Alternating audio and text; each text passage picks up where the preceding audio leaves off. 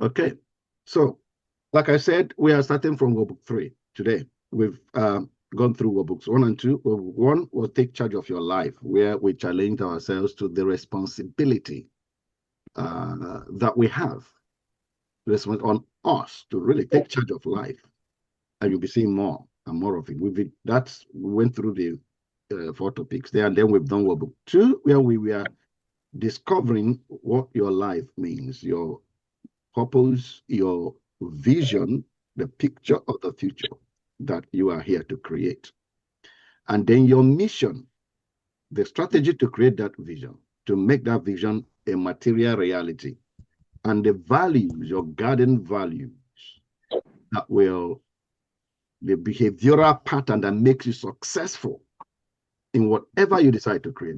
There's a way of behaving that makes you succeed at it. So we've looked at these pockets of principles, and today we will be going into workbook 3, which, if you see it, I don't know whether you can see it, whether my listening will allow you. That's the workbook itself here, title, the adult version, that says "Create Your Inner Motive Force." Yep. I've seen it online. Yeah, we are good. That's what we are getting. What we'll be getting into today. And first part of it, you're getting create your future, which is that's the first chapter in that workbook. So the expectation is at the end of this session, I believe God, I will be able to do as much, hopefully. I'm just looking forward to what He will help us do, how much of it we can cover. But you'll be able to explain the importance of active consciousness of identity and value in the kingdom of God. Active consciousness of identity and value. Your value in the kingdom of God. Consciousness of it. You will see it. You will be able to seize your destiny and bless Nigeria with your uniqueness. I believe that you should be able to, at the end of this session, design your future from apprehension of not knowing what will happen tomorrow to anticipating the way tomorrow is going to come about. You should be able to shift your community from hunters to farmers of their destiny fulfillment. You should be able to take back your future. No more outsourcing your future to somebody else. And then explain obstacles as the price tag of destiny. That's a lot. So let's see how much God is going to help us cover today. Our upbringing, as you know, we have discussed it, that we are coded with directionless living as we are coming up. We followed the steps of our parents. If you ask us how our future is going to come up, we don't know. No one knows tomorrow. Have you heard that phrase before? And we believed that it was true. My darling, no, you are sideways. Can you find yourself? Okay. No one knows tomorrow. So we function like that. Workbook 2, try to bring a correction to that mindset. To break that curse of directionless living. We learn from workbook 2 that life design, you are now at the beginning, from what we learned at workbook 2, all through workbook 2. Right now is your beginning. And at now that is your beginning, you should see the end from here.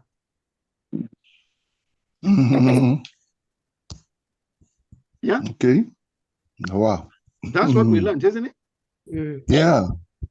That we are godlike. It's really true. You saw it in the Bible, and our learning is that the Bible is true.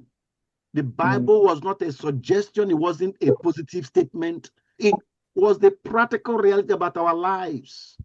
That you were supposed to be, your brain was supposed to be cultivated when you were in the nursery school. All through your primary school, that should have been constantly being put in your mind. That you have become the way your mind develop. That you have to see tomorrow from today. You have to. Otherwise, you are functioning again. You are not functioning right. You got to see tomorrow from today. You have to. But we are not raised that way. So what book 2 try to correct that. We try to correct that. That right now, where we are right today, right now, should be a beginning of something that you have seen. Right now. Whenever anything happens, to you, it's the beginning, and you must see tomorrow from there. You must see tomorrow. Now, what I said, like I said, you're going to see more details of it later, because if you really strictly think about it, you do. Only that you see a tomorrow you are not in control of. You hear that the Fulani herdsmen came and killed 200 people in Benue State. And of course, that will happen in Borno State. And now it's come down to Benue. Where do you think you're going to go down next? Your mind begin to try to do it tomorrow that you don't control. But that's it. That puts you in apprehension, and we're going to talk about that. It does, sir. We all grew up that way. We only see the dangers coming to happen to us because we are people things happen to. That's the way our minds are framed. Things just happen to us. We are victims of life. Unfortunate to be in this environment. So bad things happen to us. So life focus. But what we are learning from workbook 2, you began to learn that you are supposed to see tomorrow. More of it today. More of it today in today's session. More of it.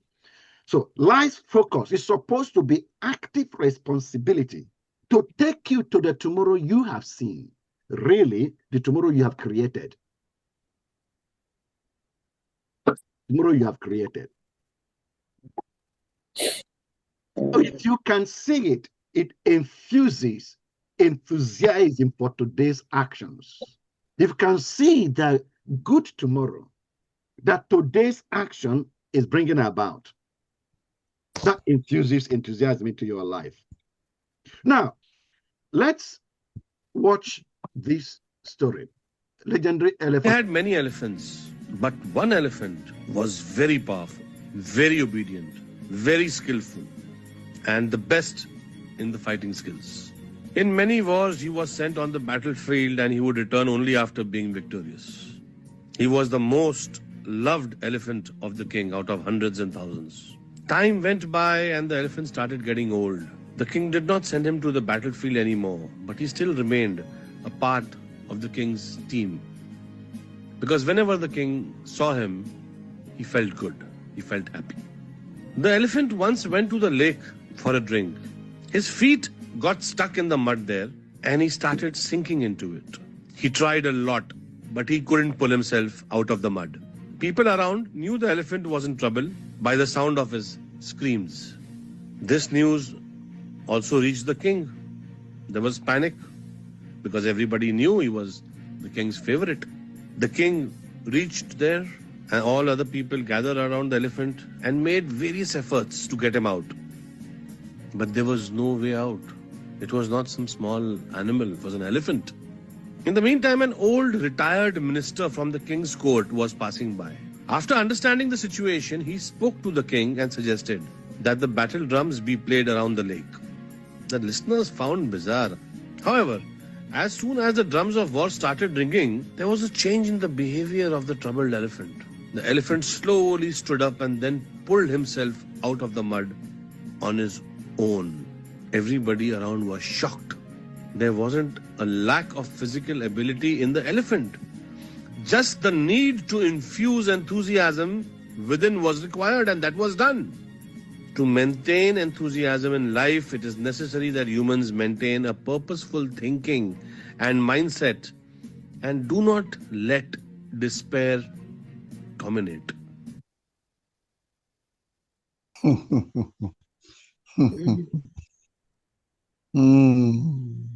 Okay. I love this. One elephant. That's wonderful. This good. Share insights. How does it relate to you and your community? Wow. A lot, Sam. You know. Yeah, talk to me. Tell me. All right, sir. I think for my own side, sir, this just happened yesterday to me, you know. But I have to really switch back my mind. I have to go to my phone. I started playing some messages I actually kept somehow back in the days. And believe you me, what I was really disappointed in, around 9 to 10 in the night, it landed. I was just full of joy. I said, God, thank you for not allowing me to really feel that downcasting and down in heart, sir. So I think it's a lovely one. Once your mindset is infused with those things that definitely cheers you up, I think you come back, you get back to the right direction again. Thank you, sir. Okay, can I hear others? What's your insight from this short clip? Okay, sir. I think when I read this story, first of all, the one you sent, I said that this story is it will, as far as you have a vision, and when your mindset, like what Dan said, is in tandem with that vision. Whenever you find yourself, especially in relation to the vision you have in your community, okay, that the story, I mean, it will ignite the strength. Because someone may have a vision without having the strength. And this strength comes from the mindset you have, like what you have been teaching us. You have been teaching us to ignite that thing that is on, that there is something great in every person that God created. He gave us the Bible version for that. We have something in us. So whenever your mind is fixed on that thing that God gave to you, or that your vision, you know, you always find strength at any particular time to begin to pursue that dream you have in that your community. Sir, it's so great. I love this story. Thank you, sir. Okay. I'll move on. Why did drums? Ben, you want to say something? Yeah. What I want to say here is that in the first place, the idea or the mindset of war has been embedded into the elephant. The voice or the noise of war or the drums of war has been wired into the mindset of the elephant. And automatically, when he is now trapped, when he is now, let me say, captured, the thing that gave him the strength, the ability to recover, the ability to be motivated is that drum of war. And whenever the drums of war is sounded, he believes only one thing in him. Akada must go. I must make it. I must get home. I must get back. And he now understood that maybe this mud is part of the enemy's trap to bring me down in the face of war. That's true. And probably before then, before the drums of war, he did not understand that swampy area or that mud as something serious. It was the drum that now gave him the signal that this is a trap, this is a danger. And automatically, whenever he hears the drums of war, he has only one thing in mind. Let me go and save my people. Let me go and fight. I must fight for the king. I must fight for the king. And because of this mindset, immediately he heard the voice of the drum. He has to do something. He has to shake off the mud. And then strength came back to him. Because already this is what he has in him. And he came out of the mud. Thank you, sir. Thank you. Answer the question, all of us now, not only Ben. Good morning, sir. Morning. Morning. Good morning, house. Good morning. Yeah. Like my own now, the story is a wonderful story, and it goes with a wonderful insights. A lot to learn. So the elephants, as others have spoken already, he was trained for war. Recording.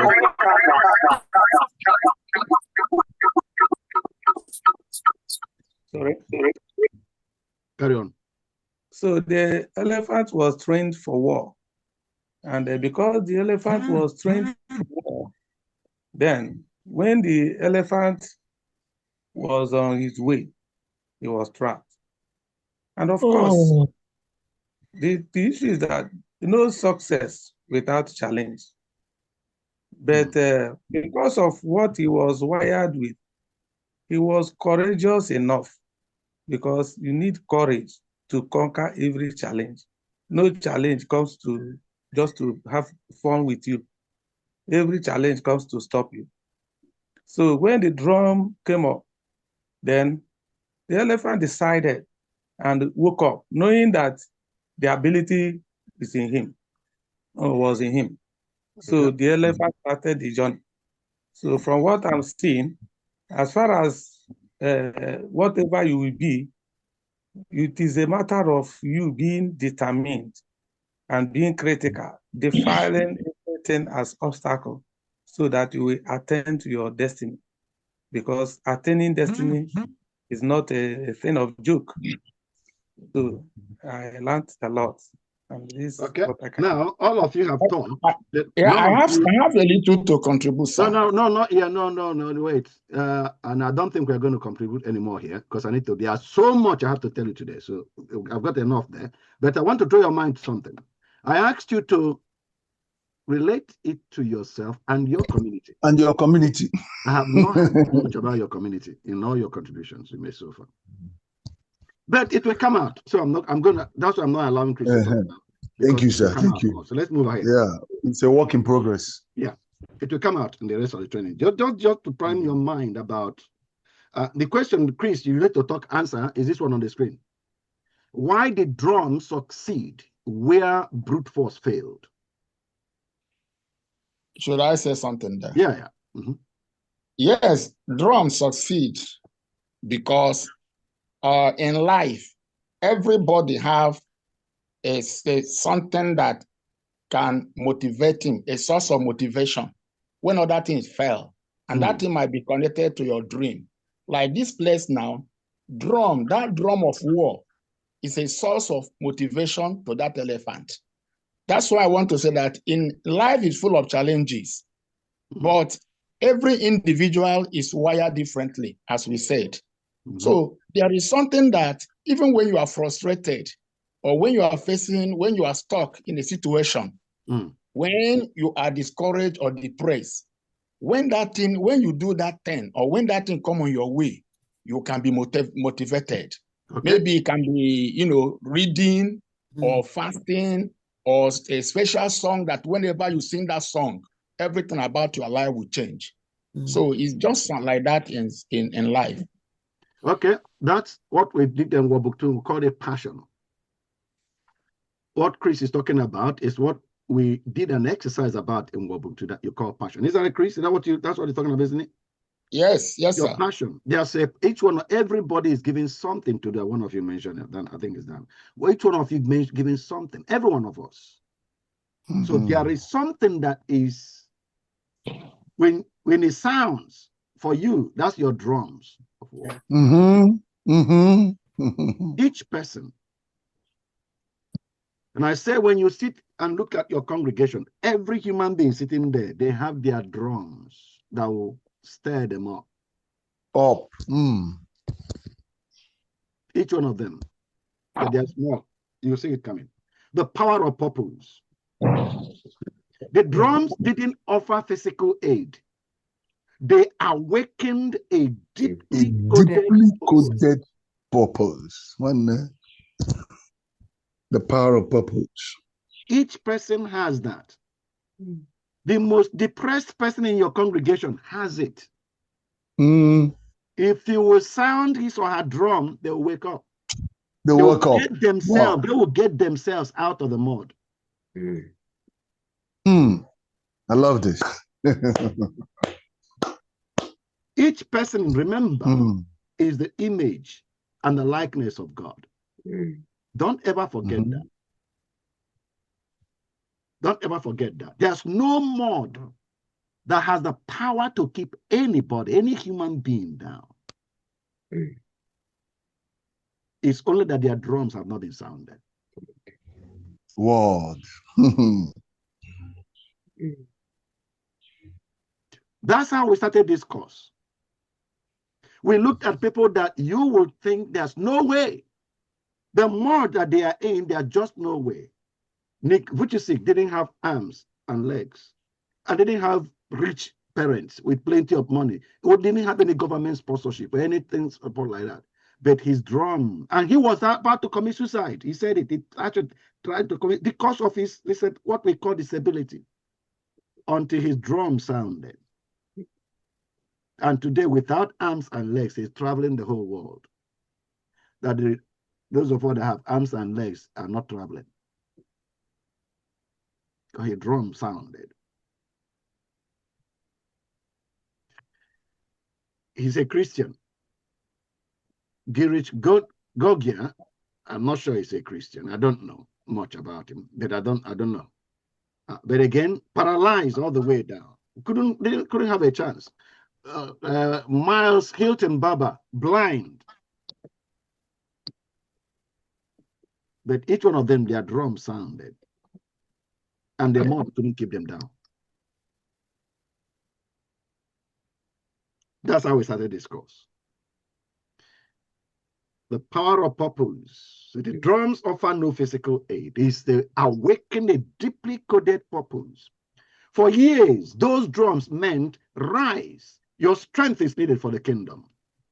It signaled the elephant's kingdom value.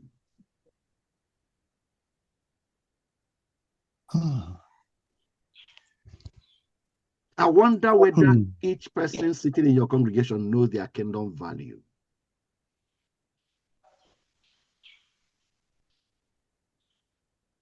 In what book 2, we picked it up in one of the exercises. That's your superpower to transform Nigeria.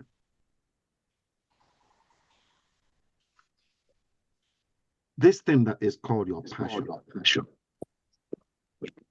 Your superpower to transform the nation. I'm sure you don't doubt it that one person can transform the nation. Not after you've gone through the story of David. Do you still doubt it? No, sir. After you have gone through the story of Moses, you doubt that one nation can alter the course. One person. That no, is sir. not No, a group, not government. I don't doubt it. Person. I don't doubt it. You don't doubt it. And that one person can be you. And can be the least person that you are sitting down, what each one you see in the congregation over there, just for they are just looking aimless. When you are just looking at aimlessly, that person could be. Just him alone can alter the course of Nigeria.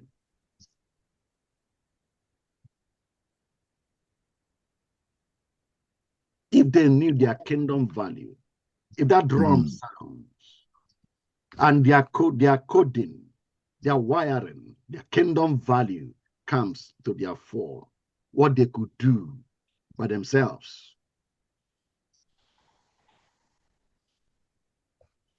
The elephant wasn't just able to rise, it remembered why it must rise. The kingdom value what only it could do that no other elephant can, and that the whole of the kingdom depending on it. The value. Why do people commit suicide? Answer me, please. No value, no kingdom purpose. No value. I'm useless. I'm of no value. Frustration. Frustrated with life. I can't. I have not able. Purpose in life. No. When you feel that all hope is lost. No, nothing to look forward to in the future. Can't do anything.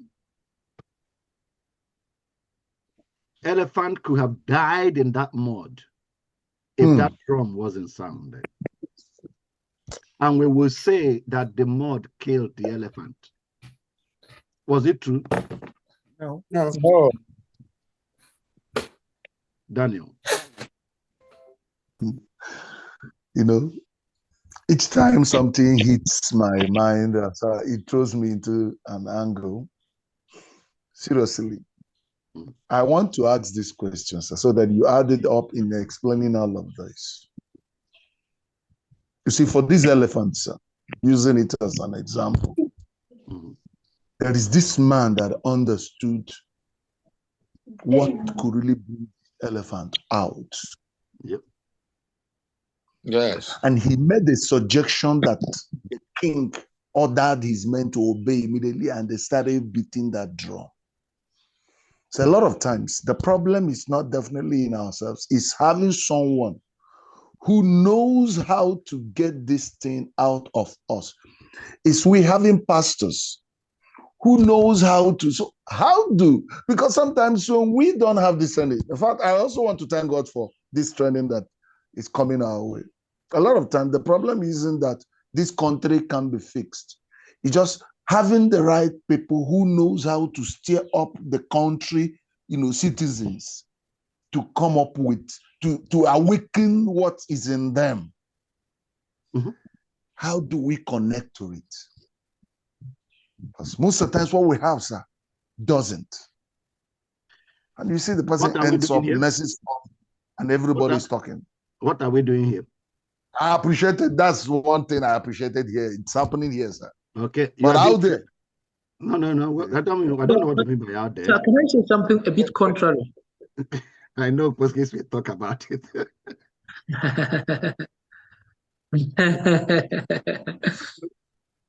Okay, go on, Portuguese.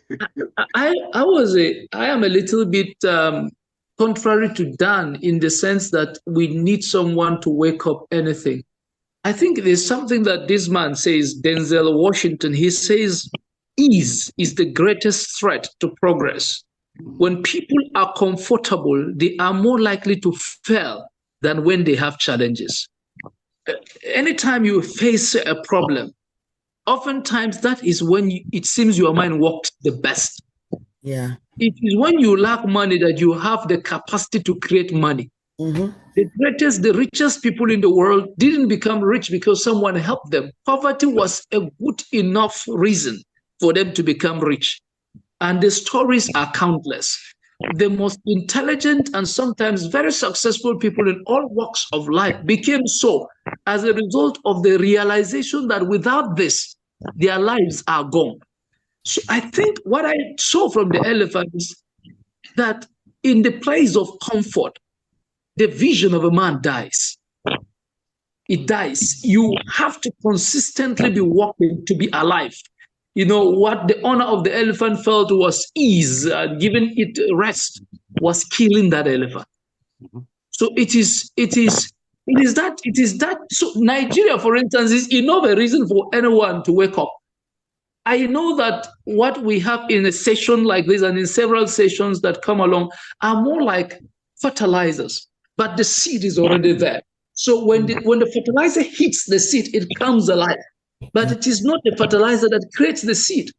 The stations like this, the videos we have been watching across the week, videos of the communities, I know we'll come to that, all of their fertilizers, they are there because once they hit the seed, you suddenly realize I can do something in a way in Aba or in my community in Plateau State or where I am.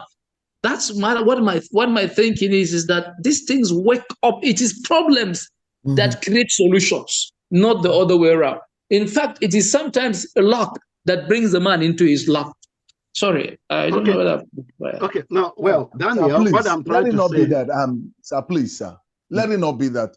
Myself, I love what Pocky said, but believe you me, Pockies, we need people definitely. Look at this program right now. This, training right now that we are going on. You won't believe what you won't believe what it's doing in us. I agree. Now we need leaders too who could have this more. I know definitely we have started. Okay, I'm on that. I'm only saying that. Let it not be a question that I'm even putting up. But let our ministers, we have more churches in this country, sir, that if every minister catches this understanding, catches this, vision, this idea that there is a drum that each person is tied to, as long as their purpose is concerned, that when the right beat hits, an awakening comes in. I tell you, this whole country will be transformed in just 1 year. Okay. Thank you. Okay. Now, I want to. It's good that that is coming to your mind. I believe God is bringing it. I think what I want to draw attention is that you are that man. Thou art that man. Have you heard that phrase before? Yes. Yeah. Thou art the man. It's you. You are the man. The man is saying that it's missing. It's you. Hello, can I say something? That's why God brought you here, because you are the man. What is happening here is that Jesus said, I will build my church. Yeah. He's building you. And before we started, Daniel, was you, Daniel, that I asked, how about these other pastors? How do we get them in? Because every pastor needs to have this. They have a drum. And you are the first in the queue. Now I was asking you, hey, Daniel, who is behind you? That's what I asked you. Okay? So you are the one that you're talking about. You're talking about yourself. Exactly. I said that the elephant wasn't just able to rise, it remembered why. And basically what you're saying is, so what I'm hearing you say is that every member of my congregation will rise if they know why. Amen. And then you're saying, but no, the other pastors are not telling them why. And I said, you are the one that will start with your congregation. And then you are the one to get the other pastors to begin to do that in their congregation. Jesus is building his church. And that's true. Like I said, he put you first in the queue. So, like the elephant, your community has untapped strength. What mode holds them back? Is it poverty, injustice, or apathy? I need to talk. I need to share yours. Your community in particular. Remember, this is not theory class. You're in the real class. And this question probably will appear in the form you will fill anyway for you. So what mode? Think about your community. What mode holds them back? Because every individual in that community has untapped strength. Mine is apathy.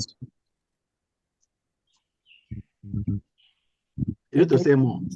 These are just examples I give on the screen. I just give you examples of how to think, how to look at your community. Assess quickly. Think about your community. What do you think is holding them back? It still boils down to mindset. Illiteracy. Mindset. Go on. Is that okay? Sorry. What do you say, Chris? I said poverty and illiteracy. Tell us how. Tell us how that is what is holding them back. What is holding them back is many of them are not, learned. They are struggling in academic, and there's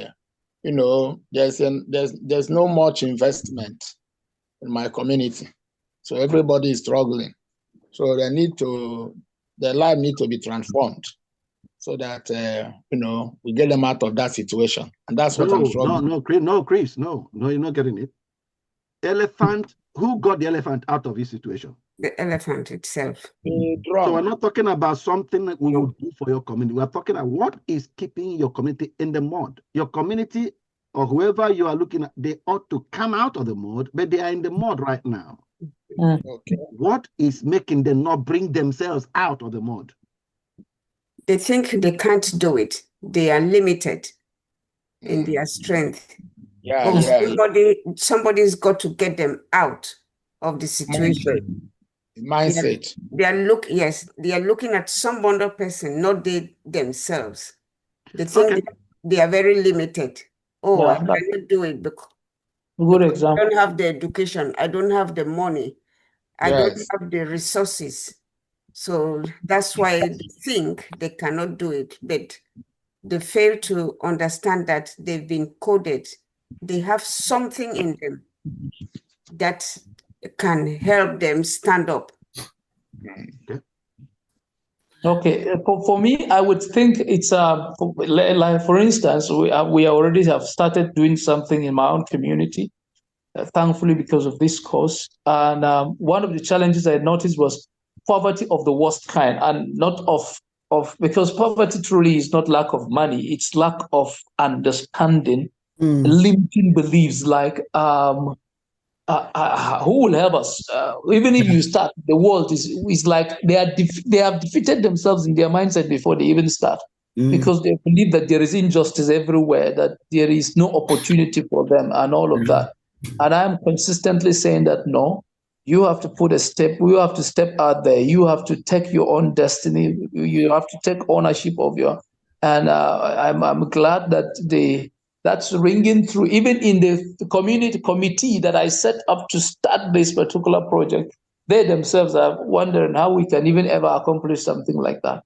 But I know it's very, very possible. And so I discovered that even they themselves, I have to start with them before the people want to reach out to this. Always this poverty mindset. We don't have what it takes. And there's always this injustice mindset. It limits us from doing anything. But I believe that with the reminder that, see, you are more than this and you can, it will go a long way. Okay. Like I said, we have a lot. You need to reignite in your people their fight by connecting them to a cause. That's one thing you could see in that elephant.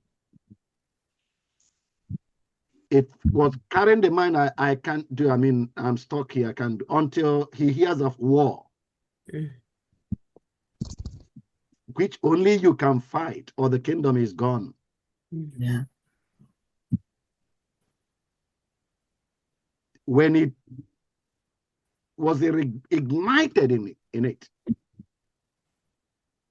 the way he now sees the situation changed. I think we said that before. That the problem is not the problem.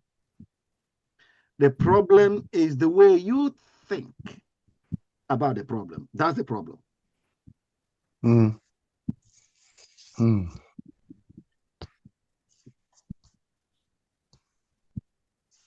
Okay, let's carry on. Retirement kills passion. The king thought it was honoring the elephant. I think Poki said it. With idleness. Honored the elephant with idleness, but stripped the elephant of meaning. The elephant wasn't so old that he couldn't fight. Because when the drums of war sounded, everything in him ignited. It wouldn't function because it was unused. The strength was there, but being unused. And because it wasn't being used, it retired on the inside. And when people retire on the inside, there's nothing to live for. Your congregation is the herd. Your community has retired warriors, skilled hands, wise minds that are now stuck. Think about the community you said have nothing. They are not stuck from lack of ability, but lack of awakening. Even the one you are saying is illiterate. Now, they think my illiteracy is what is keeping me back. Yeah. And when you agree with that, then they remain in the mud. Because their illiteracy is keeping them back. The nurse who stopped volunteering, the builder with no apprentices. I probably will find one person in your community, Chris. Somebody who does roofing in the village. Yes. But it doesn't have apprentices. Yes. Mm-hmm. That's a strength, a superpower right there. The trader who could mentor youths, but it's not doing it. But it's not doing it. That's true. Stuck in the mud with superpower to alter the environment, the society. Don't let skills in your church go to waste. Yes. And I pray the Holy Spirit communicates that to you very strongly. Amen. Amen. And that is if those skills are known. Yes, we have to discover them. Yeah, kind of have a skill. Okay. Yeah, we're coming to that. Don't come into that. Whose drums are your congregation hearing? Society's drums. That's the problem. Titles, wealth, status often misdirect. Which is true. Yeah. You hold the drums to rouse Nigeria's sleeping strength. Train ears to respond to Nigeria's true battles.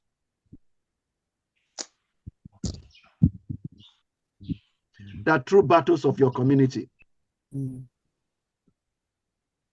Train ears to hear their true battles. Why do children beg instead of learning?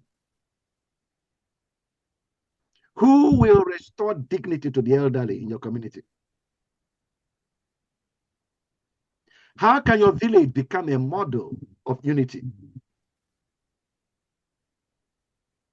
These are true battles that are raging in communities and many more. Sound the call for justice.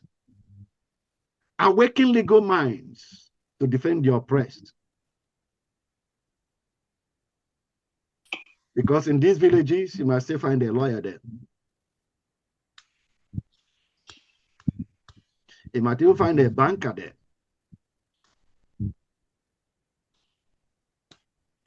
In these villages. They're full of illiterates.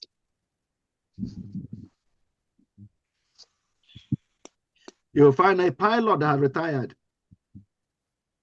there. Beat the drums for sanitation. Mobilize engineers and youth to clean waterways. Rally for education. Challenge retired teachers to tutor street children. People don't perish for lack of strength, but from lack of purpose. Lack of purpose. Your community is not backward because they don't have the resources. For lack of purpose. Your move. Find the drum beats that stir your people. What injustice makes their hearts pound? Failed schools, or dying local markets. Mobilize. Don't just motivate. Turn their skills into weapons. Sister Ngozi's tailoring shop could train single mothers. Is that possible or not? It's possible. Yes. I said, Brother Chidi's construction team could repair the clinic. in your village. Break the retirement cycle. Challenge those settling for survival mode. Their strength is needed now. Your pulpit isn't a courtyard. It's a command post. Beat the drums only your community needs to hear.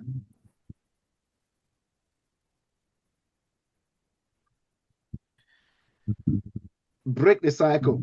Aim for Nigeria's future. Without a target, strength is wasted. I think you can see that in the elephant story, can't you? Yes, sir. Apathy is the enemy. So when ministry becomes routine checklists, vision fades. Don't wait to act. Like the elephant, your people already have strength. Mobilize it now.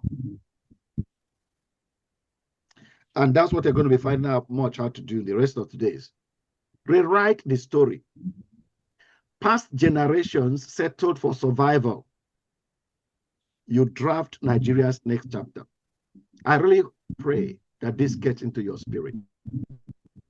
Draft the next chapter of the history of your community. Because they already have strength to pull themselves out of the mud.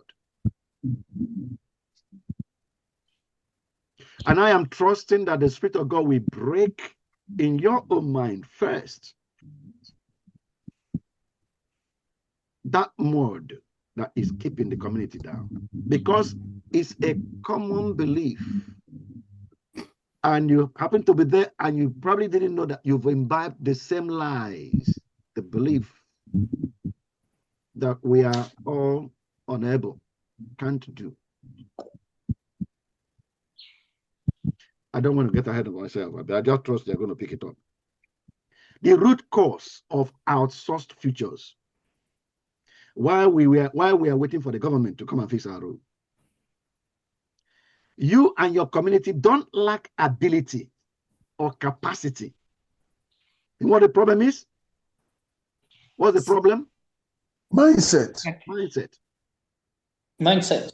Mindset. Who you are and your kingdom value. Not being conscious of the reality of who you really are and your value in the kingdom. I'm restraining myself from preaching because I'm not a preacher. But you are, sir. You are the preachers. But I can stay on one last sentence for the rest of this course. You are the preacher's preacher. Who you are and your kingdom value, consciousness. When you hear of Jesus performing miracles, you don't see yourself doing it. The only miracle that comes to your mind is the one you lay hands on the sick and the sick recover. That's the only miracle you know to do. Yeah, that's what that comes to your mind. Or somebody is shaking his head, then you say, "Come out!" And then the person says, and then we clap for you. And yes. That's the only one you know. I suppose if sickness is disappear from your village, you probably won't have any more work to do because there's no miracle to do anymore. Nobody is sick.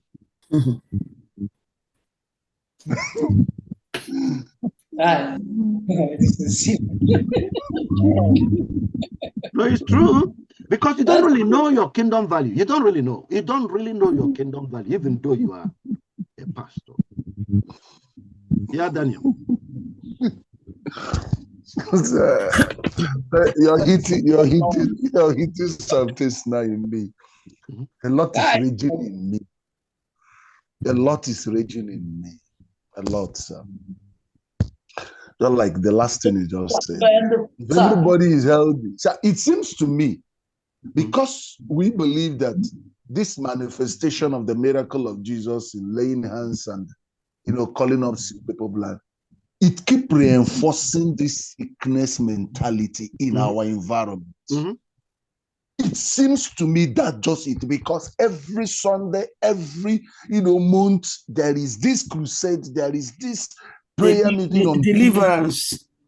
And people who will still come are the ones that are sick. Next month again, fix the same program, you see still more sick people coming. Fix it again. So I don't know. This is really, sir, it's all right. Something is happening. Sir, can I ask something, sir? So my understand. I want to ask, in line with what I have understood so far, if the miracle, for instance, just as an example, if the miracle of healing and the deliverance sessions we have very commonly here in Nigeria, where all there is to the gospel, then the gospel has lost its meaning, because the greatest miracle we actually need is the healing of the mind. Because most of these sicknesses are as a result of imagination. So in fact, what you're saying is that the sick we will always have with us. It's just a normal part of life. But but what I understand by this so far is that a greater miracle happens when me or Dan, for instance, are able to pull 10 young people out of limiting beliefs and empower them with skills that make them productive. And they're able to go ahead to not only survive, but pursue their purposes and callings in life in the line of the empowerment that we have given to them, because it resonates with who they are. That is a greater miracle than healing somebody who is blind. Yeah, is that what? It is, but much more. Even if you stick to the sickness that I talked about, okay. Why I said that the only miracle you seem to know about is putting your hands on the sick. But Jesus said you should do greater than that. Greater works. And we have thought about it here. How come that you are not pursuing to stop that sickness from even being mentioned again forever, as long as you are alive? Is that not a greater miracle? That your village never records malaria again. Never. Because you stopped it. But you know that one takes more than you stretching your hand and say, come out. The malaria is not going to disappear from your village because you stretch your hand. You got to do more than that. Change your mindset. You're going to do more than that, than stretching your hands. You probably have to mobilize for preventive education to prevent people, to prevent the malaria from being incubated in your village. Can I say something, please? You know, a lot of people that are here, Nigerians or Africans who are migrating here, they said they don't pray for all this miracle. When I'm traveling on the road, God take me safely, malaria, whatever. So you could see that it's our environment that is creating all this. Like we're learning now, if all people are equipped, like bookies call it limiting beliefs, and people are equipped and people have skills. It's like people, like you are saying something about people in Nigeria, saying people know here don't have faith, but there's even more faith here. Yes. There's even more faith here. In fact, I learned more here than when I was in Nigeria. I'm saying that openly. Like I said, people here, people are coming. Why is it that we can't even remember praying about sickness, about headache, about typhoid, about coming for deliverance and all that, having all night deliverance? It's a different thing. Well, the point, the reason it doesn't happen here, listen now, is because the greater miracle Jesus talked about has been performed here. Yeah. Okay. They don't have to pray for malaria for that, because the greater miracle has been performed here, so that the malaria doesn't happen. Wow. My head. What?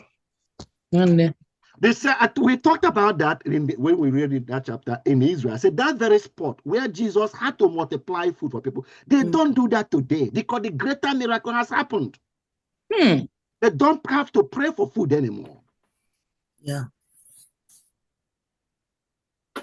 A system has been put in place. that makes it unnecessary to not to have for food not to be there. That's why all our general superintendents, everybody wants to go out there. Yeah, we are coming here. Where the miracle has been performed. Where everybody wants to connect to that. Yeah, they want to. But what we are training here is our garden that we are given to work is what we are going to answer for. That's the reason you came to earth. That's the reason you came to earth. You have opportunity of okay, Poki said it earlier. You are in an environment, therefore, where there is no food. Therefore, the miracle needs to be performed there. And what I'm trying to say is, instead of the miracle of giving your people food for this afternoon, do the greater one Jesus talked about. Put your mind on the greater miracle. Jesus said you should do greater miracle.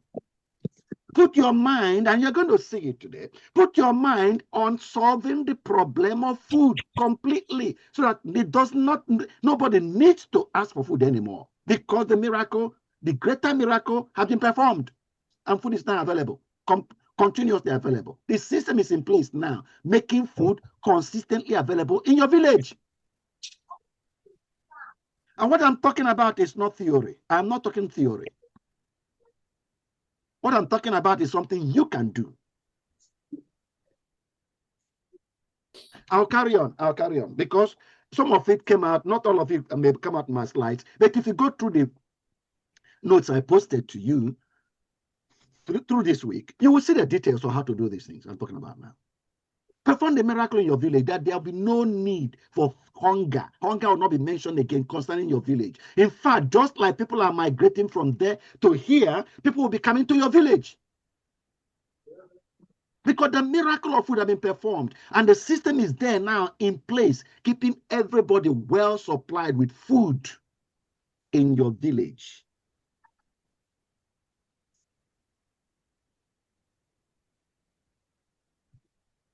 I mean, I'm sure you can't doubt that it's doable because I posted a video to you about people that did it in Ethiopia, an arid country, place called arid country. And you saw it, human beings did it. Didn't you see that miracle? Yes. Yes, sir. Human beings without Human beings did it. Human beings did it. Human beings.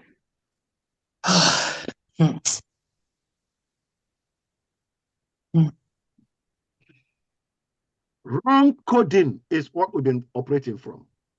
Your community, the reason that have kept your community where it is now, wrong coding. Wrong coding. Waiting for others to come and shape our lives. For example, waiting for the government to come and do something. For outside agencies to come and do something. We don't have, so we wait for them to come and do, come and give us, come and do for us. We were never taught that we create our future. Instead, we inherited survival mentalities. Blame the government. We can get just survival mentality. You know, generally, you know, I'm generalizing now, when people are thinking about high inflation in Nigeria, they were saying that Igbo man on a general level will not be really as severely affected as other people. You remember that? What were they saying? Do you remember do you remember why they were saying that? Yes, his ingenuity, his capacity to turn things around. Not necessarily ingenuity. Well, maybe part of that. That wasn't the primary thing people are peddling about that time. Some of you, didn't you see that WhatsApp message? They are saying because the Igbo man is primarily a businessman. That if the price of bread goes from 15 naira to 500 naira, he will push up the price of his motor spare parts and get the 500 naira from there and go and buy instead bread. Because he has a system set up that will raise the money. But they are saying that the other people that purely depend on a salary paid them, they are the people that will suffer. But a typical Igbo man is a businessman. He buys and he sells. If you raise the price of petrol, he will take it and put it in his goods and sell it at a high price and get his money to go and buy his food. So on a general note, the Igbo man should never be hungry. But of course, it's just a system. By that thought, they're just saying that the system is in place. The system is in place. That's what they're trying to, that's what that statement is trying to cross. And that's the way God designed our lives. Your community should have the system in place that does not have nothing to do with government. I posted to you about the people in South Africa. A community in South Africa has nothing to do with the government. They supply the government.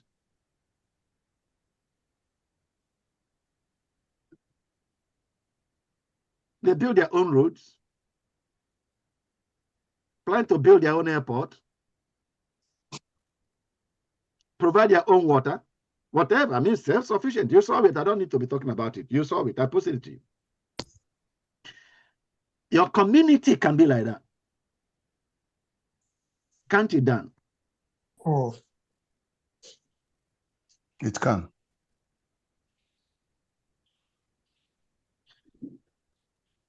But the way, the background that has framed our thinking, outsourced our future to the government.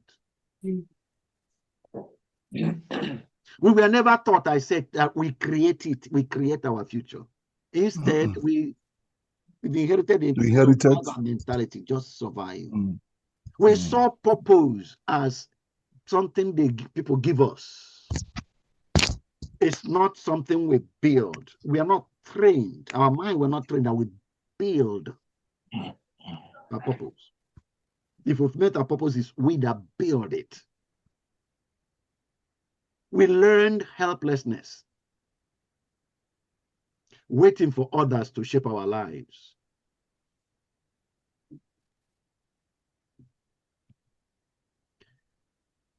Please read those two big words on my screen. Take charge. Yeah. What does it mean? You are in charge. Means You are that in you charge. are in charge, not the government. Take charge. Your spouse. You Not are your in charge. spouse. Not Not you your are boss. Not the government, It's not the your president. spouse, The doctor your or boss, else. your doctor, or anyone else. No, you are in charge. I am in charge. You are. Your potential is limitless. Remember that. Remember that. Your potential is limitless because you are like God. I don't care how you feel now. And your mind may even be blocked from seeing what I'm talking about now. But it's still so. That you're not seeing it does not negate it. It is still so. The potential of the elephant to come out of that mud was there. Whether it saw it or it didn't see it, it was still there. It didn't change. It's the same elephant that was stuck in the mud that came out by itself when the drum sounded. The drums simply shifted its way of thinking about its situation. You must see that about every human being in your congregation and in your community. You must see that about him. Your philosophy is what can become your cage or motive force and flight path. The way your mind works can keep you in the mud or become the force that pushes you out of mud and puts you on a flight path. The way your mind. Well, book 2, we went through, we discovered your earth mission. And this is where I can't talk enough, and I don't really want to spend time talking about the assignments, because I believe you are in an environment that you should know the value of these things. And I don't think I'm going to get it out of you by talking about it. I mean, for those that are not really committed to the things, so I'll try to persuade them to commit their lives to making change in society. But you are a minister. I don't need to. That's the reason I don't talk about the assignments. I believe I've given it to you. I've shared these things with you here, give you material to help you bring it out of you. If you prioritize other things before this, I don't think my talking is going to make you deprioritize whatever else is taking your attention. But if you went through those, if you go through those,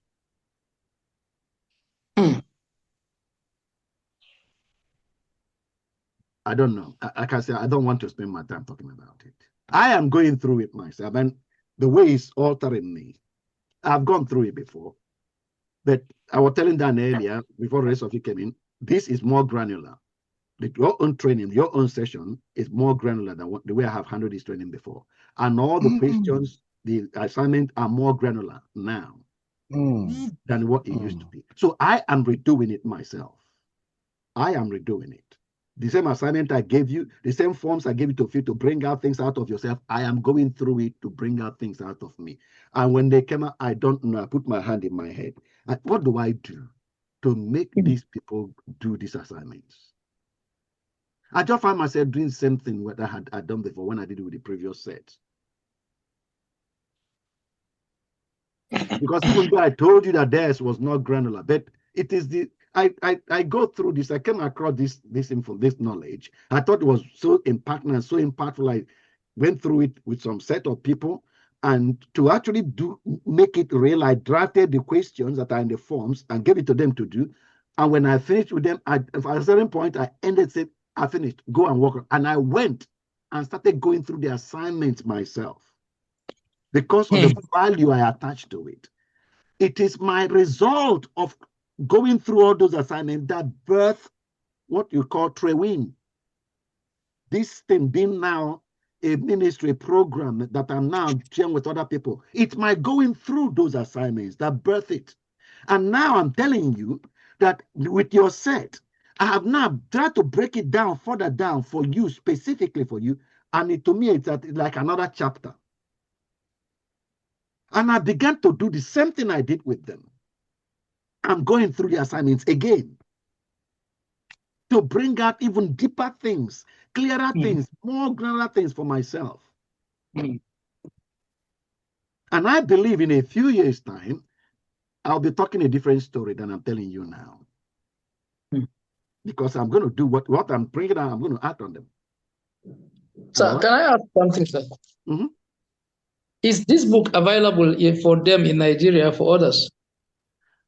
It's not available in Nigeria yet. Okay. I would have suggested that every member of the class should read this book, especially book 1. Each of the books. Yes. I'm saying this is chapter 3 of this book is a bomb. On a soft copy level. Sir, do I have the permission to screenshot pages from chapter 3 and share on our WhatsApp group? Go ahead. Screenshot it. This workbook 1, chapter 3 is something. I don't know the number of times I've read this chapter. As in, it's all on us. It's I will just screenshot and send. That's all I can say. But we need to read this. I'm sure this is the reason I don't joke with my assignments. This particular chapter is crazy. It's such a bomb. So that's all I can say for now. We really need to take our assignments. Can I download it online, sir? I've been to the website. I've seen the 13 books. Yeah, I have all the 13 books. But on hard copies, have you? Yes, I have the hard copies. Anyway, I have 13 of them. we are trying to make arrangement. Pokis, you do print, don't you? Sir? Do you coordinate printing? I thought you said you publish books. Yes, I do printing too. Okay, so you go through, get us how much it will take us to print it in Nigeria. Oh, okay, sure. It will be cheaper. Looking at this, it will be cheaper in Nigeria. Certainly. Find out about that. Later remind me. I'll send you each of the books and their number of pages, and so that maybe than their titles, so you can find it. That's nice. Thank you, Poki. It will be nice. Yeah. I love this. I've got quotations already, but they were still expensive. So it's because here, or I put it in Amazon. In Amazon, I don't have to print any book at all. Yes, they will be the ones to print and send. They will do the one, and they will print one copy. If you want one copy, they will just print one copy. Yes. But Nigeria had to print hundreds and thousands before it becomes affordable to you. That's the issue. I'll print hundreds before it becomes affordable, so that you'll be able to buy it. If I just print few copies, you will not be able to buy it. Even as little as it is, that they will charge you 200 naira, and not 200,000 naira for one book. And you definitely will not buy it. So that's the difference. The prices you see on there is the prices from Amazon. Amazon will print one book for you. You just order it. It's not printed waiting somewhere. But if you buy from Amazon, that's the time Amazon prints it. They'll print and send you a copy. But you can see that even then, how much is naira now? About 2,000 something. So it's more than 10,000, no? For one copy. One copy. Yes, come. Yeah, one copy is about 12 in Nigeria. Huh? It's cheaper here. Yeah, find it. Anyway, let's go ahead. Let's go ahead. Sort out that. Because I'm also. Sir, can we have more, sir? Because I know I will definitely be stepping out. Okay. So we are saying that when we were book 2, we discover these things, what your earth mission is, the big picture of your real life, and that you came here not to survive, but to give life. That's what we discovered in book 2. When we talked about your passion, what is the way you are wired, your superpower, the way you are wired, you came here not to survive. No. You came here, you were wired and given something to do that reveals omnipotence. Something to do that shows who God is. And it's not for display and popularity. It's to give life in such a way that it becomes signatory. You know, it's God's signature shows it's only God that can do this thing. We give examples of Moses bringing the children of Israel out of Egypt. That's out of the mud. Taking them across the Red Sea. That only God can do that, and yet it's Moses.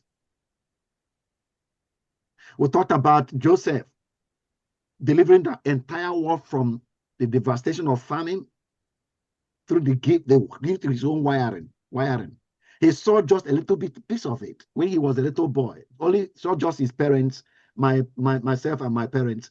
But his life is actually saving the whole world, providing for the whole world.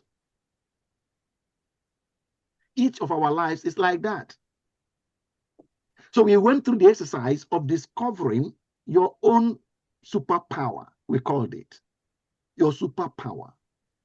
The way you are wired and what you are equipped with to alter the world.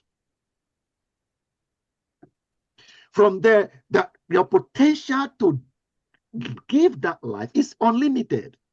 So you came to give unlimited life to earth according to the wiring that you have. Then, question what we're saying now, please don't follow the crowd. Or you remain stuck in their mud. And I'll go ahead and tell you more. Read that written on red, please. Where you come from is not so important as where you are going. Yeah.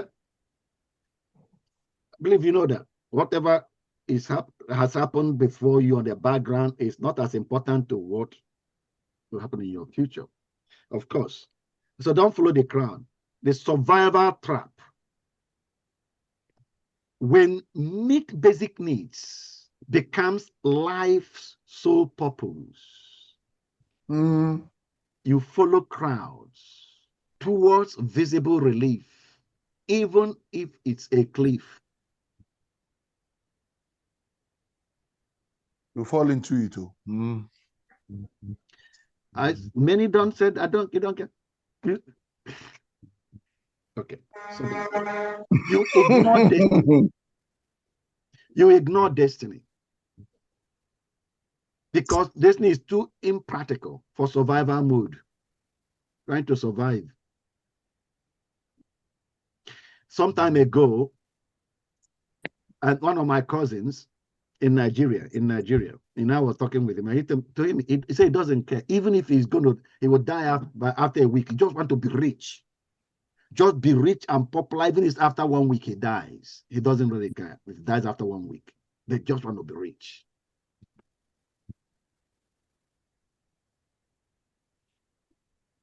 That was many years ago. He's still alive anyway, because he wasn't rich, so he didn't die.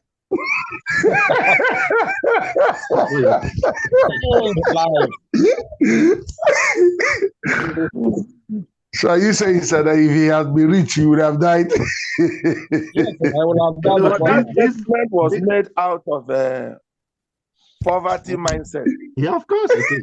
Because he has suffered, that young man has suffered so much and has been humiliated by the rich. Then he hasn't suffered. He didn't suffer any so much. We grew up together, and he grew up with me in my father's house. We grew up together. He lived with my parents. We all lived together. He didn't suffer. I love this. That's his ambition. He suffered the kind of suffering every one of us went through. What I mean. At least the humor in it is okay. But like I said, when you follow the crowd, because everybody writing big cars and big houses, and and of course, know what you talk about his mindset. If I kept telling you his story, because he had opportunity, he has opportunity. I went academic side, he didn't go. So really, my dad had a garage and had shops, spare parts shops, and just gave it to him because I was in school. So my dad just passed it up. My dad went to the ministry, became a priest, and handed over everything to him, gave it to him for him. Just take it, and he squandered it. The very first thing he did, is to go and buy C185. That was the time 185 came out recently. That's some of you are aware of 185. 185, the very first time it came out, that was the time, that period. So he just went and bought himself one. That was his first accomplishment.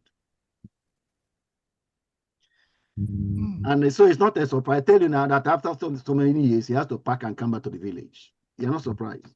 He was luxury conscious now. Now. He doesn't have mindset of growth. No, he didn't. But we're following the crowd. Because people were, since M3L was raining, people were buying it, and people that are really popular. You went and bought himself too. So follow the crowd. Like I said, you ignore destiny. It's too impractical for survival. And you follow the crowd, and whatever is a visible relief. Why is the ritual an issue now in Nigeria? Using people for ritual, it's a relief. If you do that, you get plenty of money. So you can buy whatever you want, even if it's leading you to a cliff. And people have that mindset. Survival trap. And it doesn't have to be that graphic, but ritual. It can be. Pokis the other time was sharing with us how he just said that he cannot continue being a lecturer in university. He didn't have plenty of money because his wife got worried. If you stop being this lecturer, how are you going to get food to eat? He said, I don't really, we will get food, but don't worry about it, but I can't continue being a lecturer. Basically, Pokis have remained there because everybody wants to survive.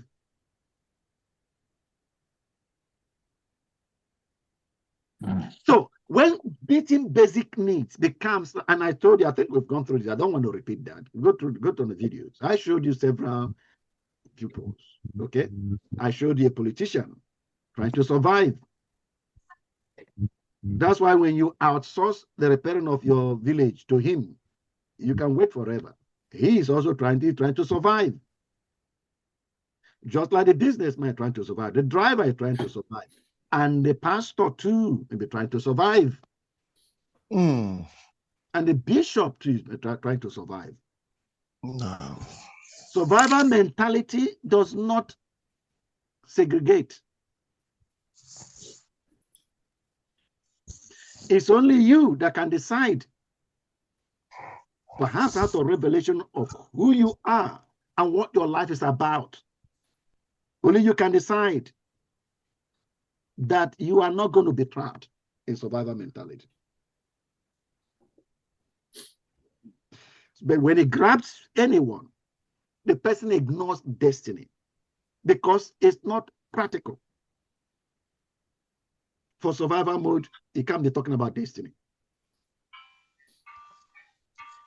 You become a statistic in the national decline when survival mode takes over. So you find youths rushing into crime and dangerous migration. They will hear that in the batch of people that just entered that danger, trying to cross over from France to United Kingdom, drowned in the Mediterranean Sea. What do the rest do? They run back. No. Answer me. Did you hear what I asked? Yes, sir. No, sir. I said that they hear youth rushing. people They that kept rushing. waiting to enter the boat. They hear that the first person that left, that they just drowned. Do they go back? No. No. No. They continue. Right. Survivor mentality. Even if it's only over a cliff, you keep going. Communities copying corrupt systems. If everyone does it, why not us? Churches prioritizing attendance over impact. Yes. Check it yourself. Have you ever asked any member of your church why they didn't come to church? Pastors, answer me. Yes, I do ask. And have you ever asked any member of your church why they have not impacted their environment with their lives? No, sir. We don't ask that one. Okay. Especially if the number is increasing, progress is coming. So why are we even minded? In fact, we don't even need to mind the people. Just as long as the hall is filled up. Exactly. You know, you asked me, it wasn't focused in one of the trainings, you asked me when I said about the church I went to, a conference, they organized a conference, not a church service I went to, it's a conference they organized, and I went and they finish the first session and they give assignments and they have the door manned. So when you're coming back for the second one, they check your name online because it'll be submitted on just like you do Google form. They will check online, check your badge. If you have not submitted your assignment, you're not coming for the second session. Wow. I told you. Wow. I told you about that. Now that pastor told us, you cannot know the number of people in his church by coming on a Sunday service. He told us. He said because on Sunday morning, many of them go to work Monday to Friday. So when they have their impact, the villages, the people in the community, look that they are impacting, they have programs for, they don't have time to do within the week. So they do it on Sunday. So Sunday morning, they don't come to church. They go to they do their own church with those people that they are impacting. Wow. Some of them are in the bank. Maybe they have a group with their bank staff and they only meet on that Sunday morning in the bank. So they don't come to church on Sunday morning. Some of them, that Sunday morning, that's the time that they take out, maybe the whole weekend, to stay on their personal retreat. So you don't feel them in church on Sunday morning. So you can't know the size. Sorry? When do they come to church? When are they having their own church? When they come to, good question from Chris. Now, yes, they do their trainings. You see, the definition of church is not people that come together in a building on Sunday morning. That's not their church definition of a church. Their definition of church is a community of people that are taking over the land. So they have their meetings. They have their meetings. They are like we're having this meeting now. It's a training we're having now. They have it on Saturdays, on other week evenings, at nights, to prepare themselves for what they are doing in the society. That's the only reason they came to come together, to prepare themselves for what they are doing in the society.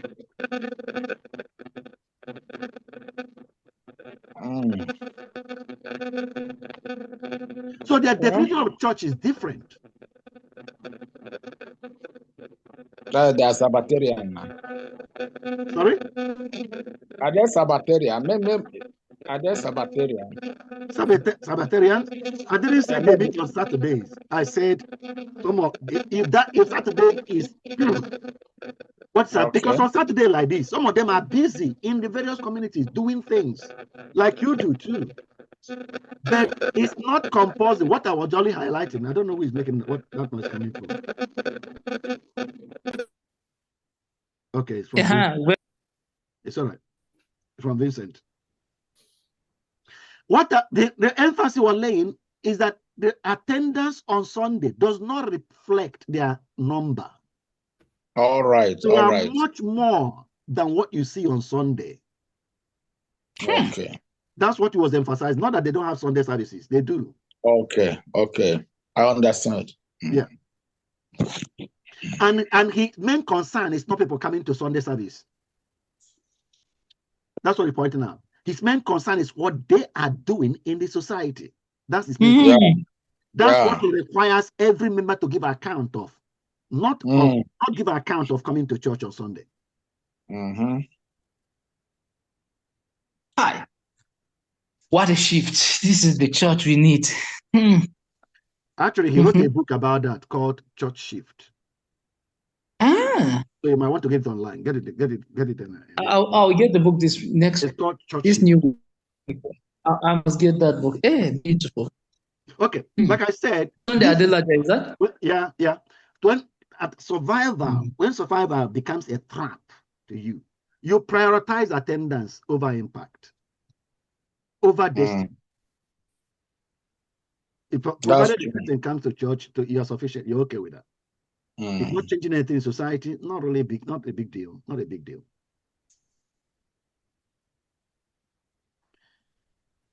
Don't follow the herd. Lead Nigeria's remnant. So blindly copying others isn't loyalty. It's marching toward a cliff with a crowd. The Nigerian stampede, chasing mega church models while orphans sleep at your gate.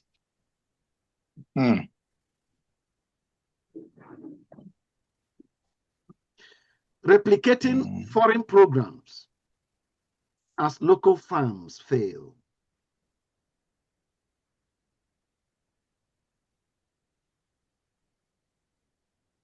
Prioritizing denominational approval over confronting village injustices.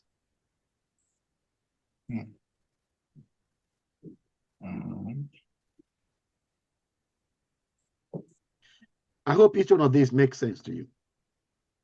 Yes. A lot more than sense. Hitting very hard.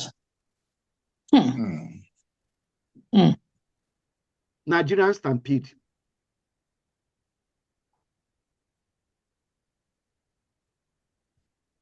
Why pastors fall into that trap? Denominational hypnosis. Adopting urban megachurch trends that ignore rural realities.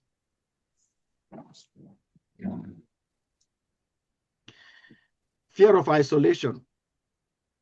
Avoiding hard stands. For example, exposing corrupt deacons to keep the peace. Don't want to rock the boat. Or comfort or tradition. Letting how we've always done it silence holy disruption.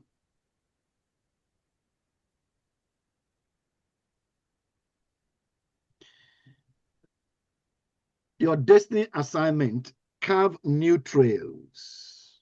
That's what you are here to do. You are not a hired hand. You are a shepherd ordained to redefine the terrain. Redefine it. You are called to see the cliff first. See beyond the crowd, see the cliff. Identify destructive trends in your community.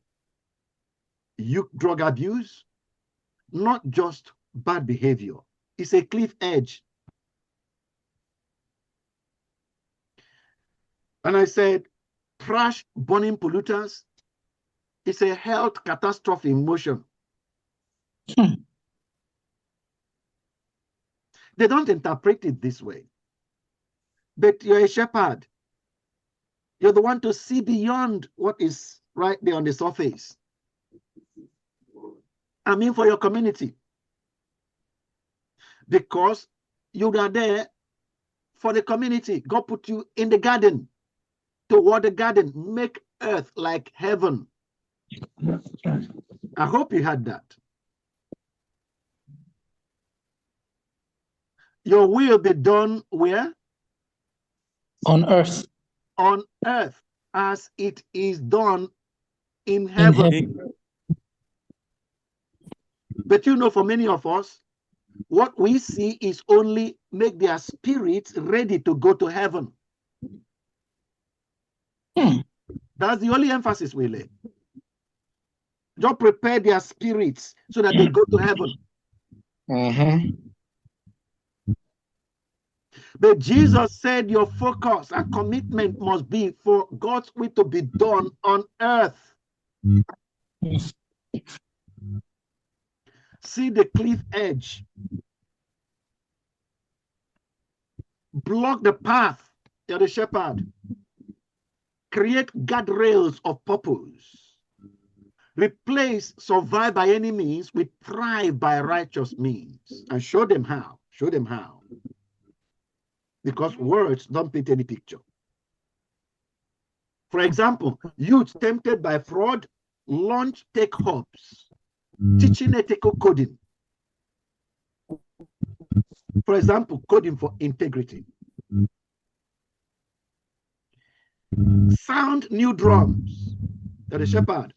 Beat rhythms that redirect. Don't emigrate. Build.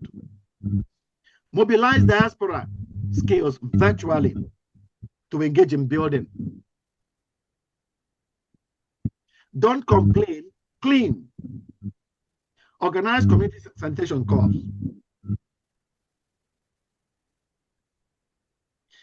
The crowds to redirect today. 3 crowds.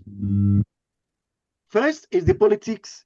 The crowd of politics is hopeless. The counter reading, your compound is your first governance. So start neighborhood accountability forums or forums.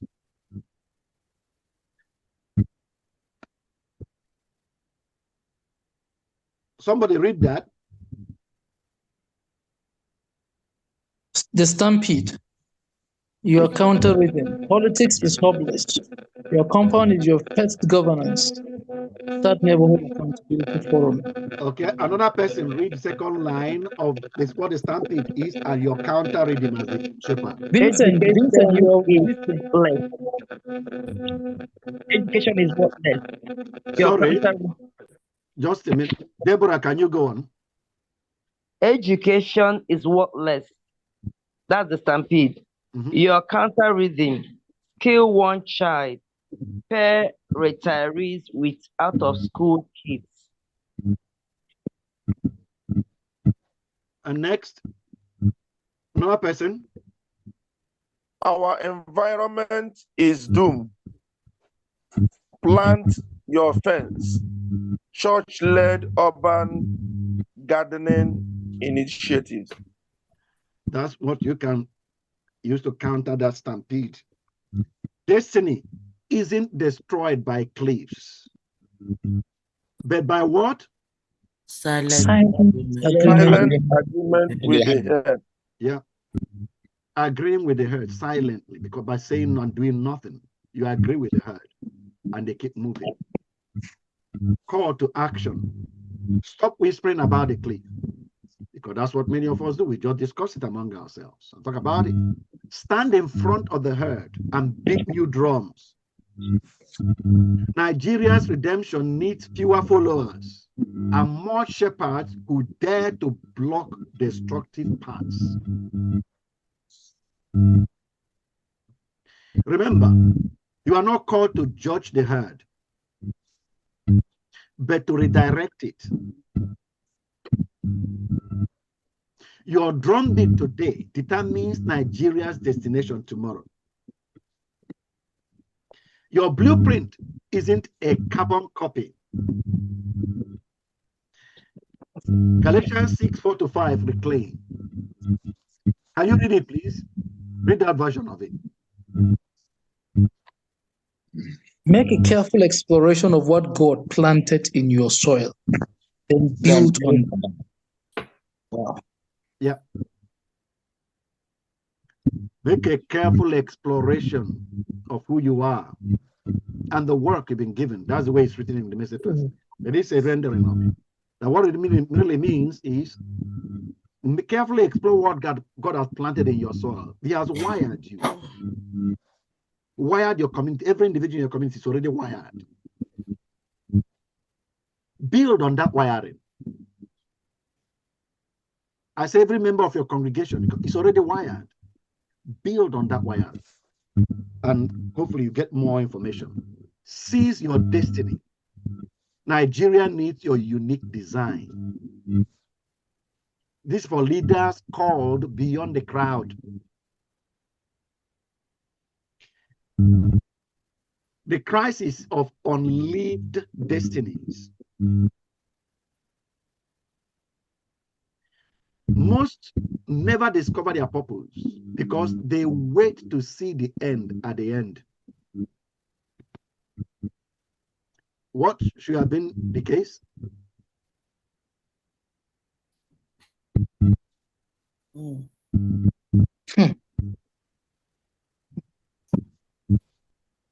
Answer me. I said, what should have been the case? It should have been the opposite. The purpose should have been discovered. You must see the end beforehand. They should see the end where? Beforehand. That is, you have to visualize the end, then work towards it. At the beginning. Yes. End is supposed to be seen at the beginning, but most people wait to see it at the end. When we get there, complete the sentence. When we get there, we will see them. Then we will see it. Hi, oh God, these things are deeply ingrained in our cultures. That's how majority. When I see him, I go, no, say it. When we get there, we'll see it. That's result, true. The result, generations of unrealized geniuses, skills buried under survival, delegated leadership. Let my pastor or my government or my spouse direct me. So, but sir, see, this is one of my major worries. This delegated leadership. I have personally had serious issues trying to we need a lot of wisdom on this, trying to speak against things like this. I feel like, yes, the pastor has a very critical role in the life of the people, but the pastors themselves are very excited with the level of spiritual dependence, so that it's like the congregation remains babies in the faith for life. That's what we are saying. I have pastors here, and I'm saying to them, don't follow the crowd. That other pastors are doing it, break the chain, break it. Because more information is going to come to you through this course. Anyway, I believe you're getting it already. That your people in your congregation are arsenals. They are arsenals. They are weapons. Weapons for you to transform the society, transform the world. Okay. Deborah, are you talking to us? Deborah, are you talking to us? No. You're not talking to us. She's not talking to us. No. Anyway, like I said, your congregation and the member, I'm getting to that. So let's carry on because I'll get to your congregation. But this is a result of waiting to see the end at the end. You find people delegate leadership. The congregation, they themselves, I mean, they don't even, because they don't know who they are or why they are here. They don't know. So they just, let my pastor tell me what to do. And if the pastor has not helped him find out who he is and why he is here, he has to follow the pastor. That's loyalty. Of course, when the pastor himself doesn't know, what else will he do? That's why we are here. One of consequences of waiting to see the end at the end, of just destiny postponed, purpose not lived, I said unlived destinies. Is the national potential is squandered in herd mentalities. We follow the crowd. What should have been a great nation never become like Nigeria. Your mandate is from Galatians 6:4 that we just put it over there. Make a careful exploration of who you are and the work you've been given. Then sink yourself into that. Crowds, dead ends. Somebody read that. Crowd dead ends. You are uniquely Nigerian parts. Yeah. Build bigger auditoriums. That's Turn church land into vocational hub for dropouts. You see the contrast in the two? Yeah. One is the crowd. That's what everybody else is doing. The second is your unique path that you can decide to take because of the way you're wired. You know why you're on earth. You know what it means to walk your garden, the earth. So instead of digging a bigger auditorium in your land, you turn it into a vocational hub for dropouts and begin to alter destinies. Begin to alter destinies. Number two, somebody else read that. Import foreign revivalists. Instead of that, equip Mama Nkechi to run trauma healing for rape survivors. So you can take the fund for importing foreign revivalists to come to your church and use it to equip Mama Nkechi to run trauma healing for rape survivors. You're altering life. You are planting destinies. Another person, that one. Avoid politics to stay holy. Train it to document police extortion and checkpoints. That instead of the herd that wants to avoid politics because they want to be holy, you can take your unique path, because you know why you are here and who you are, training youth. 6 destructive traps to avoid. Number 1 is the spiritual proxy trap. And what the danger? Letting religious leaders define your call. That's the danger. What is the truth? Your destiny isn't found in their vision. It's all your own. Yeah. Your destiny isn't found in their vision. Every person have their vision, what they want to do. Your destiny is not locked into another person's vision. Find yours. And tell your church this. Of course, help them discover it. Because what majority of Nigerian church has turned into is a camp where you keep slaves. They only do what you want them to do. They don't have their own mind. They don't have a mind, and they should never form a mind. Of course, since it's just you that does the thinking, since it's just you that does the thinking, and you can only think one man's thoughts, that's the reason why your community remains down.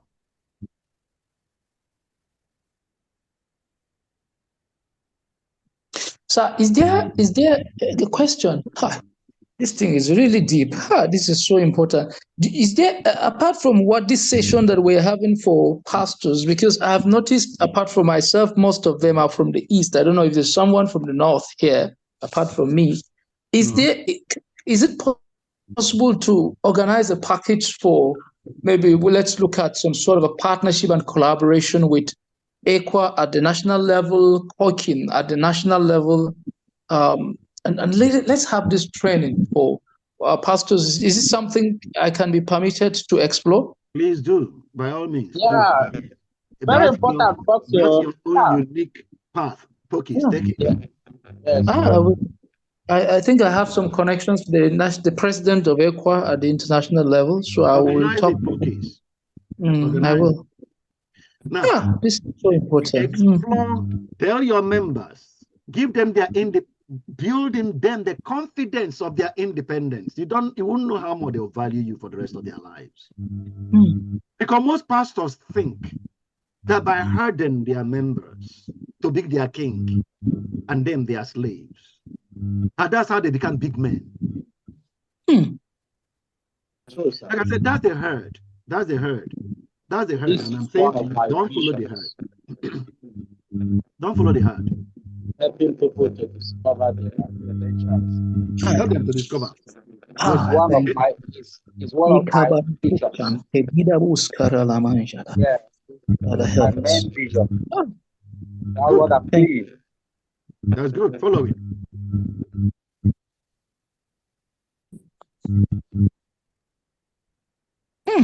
The second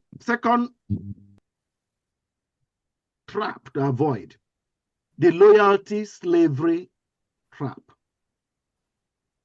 What's the danger? Helping others build their legacy while yours starve. Yeah. And what's the truth? Sacrificing your calling for trusted leaders, parents, national solution. It does. I just wish you know how much it does.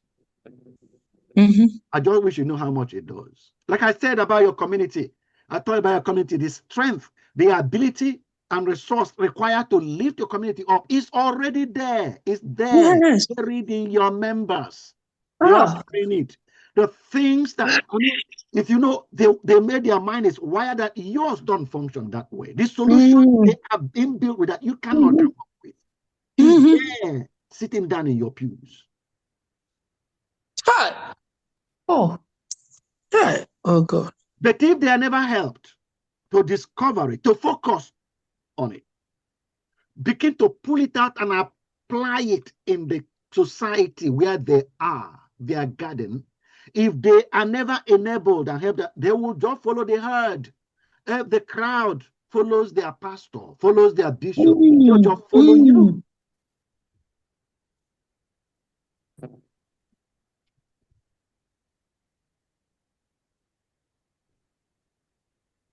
And they sacrifice their calling for you, a trusted leader, and buries national solutions. The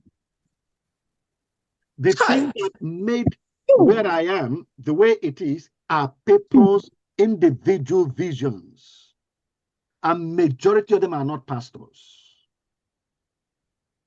I don't know whether you heard about Youth with a Mission. Have you heard about Youth with a Mission? No, I've not. YWAM. Okay. It's an international organization that are mobilizing thousands and thousands of young people every year, sending them to various continents to do mission work in various rural environments. They have a mercy ship arm, mercy ship that travels around the coasts of Africa, all around the world. No? Why I mention it, because I read the book of the guy who started it, Lauren Cunningham. And he wrote about the whole thing, how the idea came to his head, and he's getting into becoming a youth pastor, and the picture God showed him, and how his church kicked him out.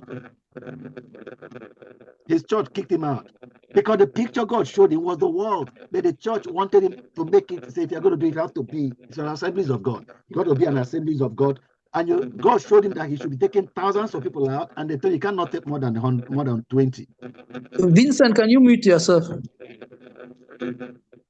Yeah. You can't take more than 20. Otherwise, you have to resign. You cannot continue to be a youth pastor. Can you imagine? The story is very interesting, but it opened my mind and helped me. It helped me not to take. So, sir, do you have a link to the story that you can share? No, it's maybe after the. Yeah, sure. It's a book. I can send you the link to the book. I'll tell you the book. The book is called. Okay, good. I'll send you the link to the book. I've heard about the mercy ship. Yeah. Mercy ship. Yeah, it's an arm, just an arm of the ministry. But it's very, very. I think it died last year or last 2 years. Lauren Cunningham lived to be 96 or something. I mean, one great thing God did with him. Imagine if he remained in his church, just because he wanted to submit to his pastor. loyalty to the pastor. What the world we have lost. And how many like that are in your church? Sitting in your pews. Potentials buried every day. Huh. Each one of them godlike in true holiness and righteousness with the ability to transform society. Each of them. Oh, God help us. The Holy Spirit help you, particularly those of you whose members are few. I just pray that Holy Spirit help you. That you see national transformers instead of seeing members. That you see national transformers instead of seeing members. And you freely take these truths and rewire their minds with them. Because I was telling you about Sunday Adelaja, the largest church in Europe. And yet, that's the person that's trying to kick all his members away. Don't come to church. Go to your place. Go and minister on Sunday morning. Don't come to church. Just go. Make sure you're changing society. Don't need to come to church. And yet, his church keeps growing bigger and bigger and bigger. And they never hold crusades. Never. They've never held one crusade. They've never held crusade. They don't go in evangelism. They don't go on evangelism. They never hold crusades. And it's the largest church in Europe. Because they're doing something right. He's trying to get rid of his members. He wrote that book. I'm trying to get rid of them. Go, go, go. You're supposed to be changing society, not coming to church.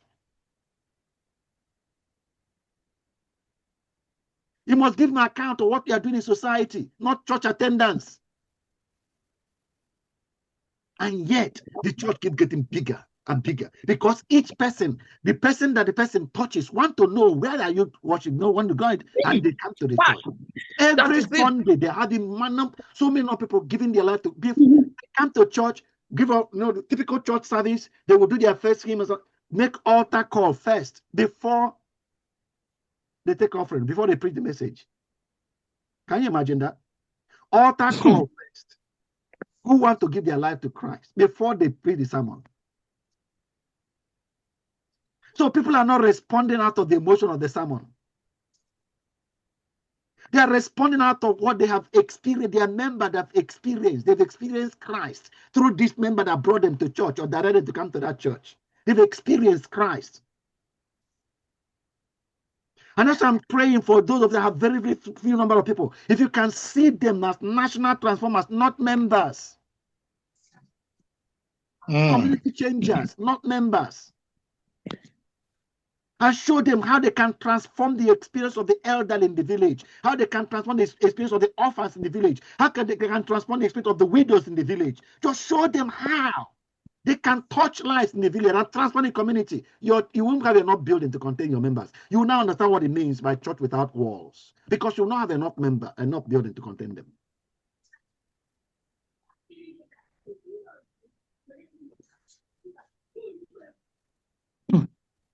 But out of following the herd, you're so conscious of they didn't come to, they've gone to another person's church. That person is a person still at church, is telling people in my church. They didn't come to me, they didn't come to church, they didn't come to church.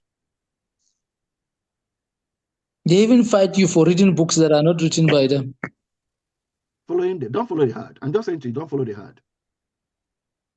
Follow the herd. Want your church to grow? Sow your people into the community. If you want your church to grow, sow them as seeds. Open their minds to see how their life is wired to alter society. Let them go and make people experience Christ physically, personally, individually, experiencing Him. Because they are the carriers of His presence. They are the carriers of His presence. They have His mind, the mind of Christ. They are carrying it. Allow Him to express Himself through them individually. On Sunday morning, if all of them have again people they need to see, let them go and do church. Follow them. Go and find the people. Don't meet in a building. Go and do churches in people's houses. And you will not have enough building to contain the numbers that will come up.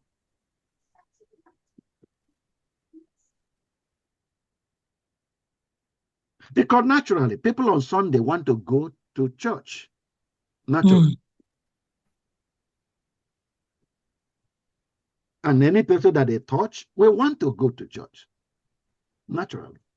Like I tell them, it's shocked. Now that when this person that was then church service, they make altar call first before sermon. And a lot of people threw part, newcomers, people that just came to the church for the first time, quite often. Through the various impacts the members are making of them in the communities. There are several various arms. Individuals are running various NGOs. I think I told you now. I mean, he said about 3,000, I don't know whether I get the numbers, but I think it's 3,000 NGOs. There are about 25,000, the church is 25,000 in strength. So 3,000 NGOs, that's charities, registered by members of his church, through which they are influencing the community. 3,000 of them.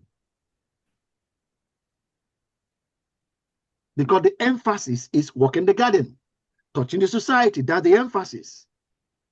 That's how you practice your Christianity. It's not just reading the Bible and praying. It's changing the experience of humanity.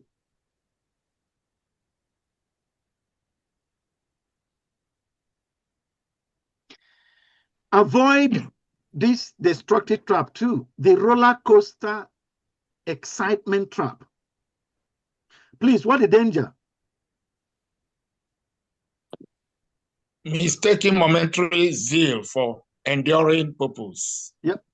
Both. And the truth is?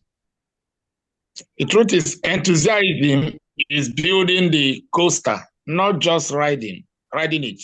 Yep. Not just riding it.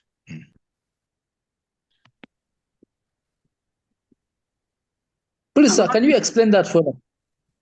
Well, excitement. You know what? What a lot of our churches are degenerated to. It's an entertainment center. I agree. Most of our churches is just a place of entertainment.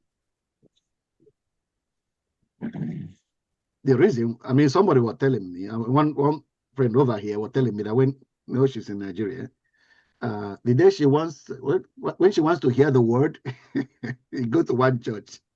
But the day she wants to dance, she goes to another church. That's what she was telling me.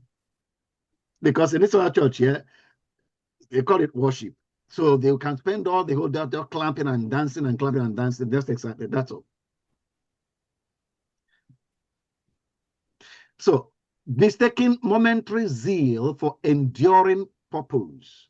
Again, because people have a zeal for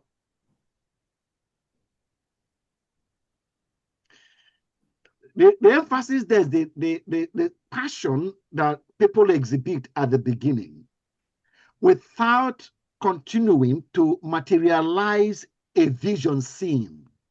Now, if people come to your church because you are clapping and you're dancing church, and that pulls them to come, of course, if young people in particular, they will come. Your church will grow, the numbers will grow because you sing, because your vision is numbers. You will get them. In Nigeria, you will get them. You give them what they want to hear, you will get them. And I'm saying, don't mistake that for the purpose of your life. Don't mistake that. Because some people do. That's their end goal, to have 2 million people in their church.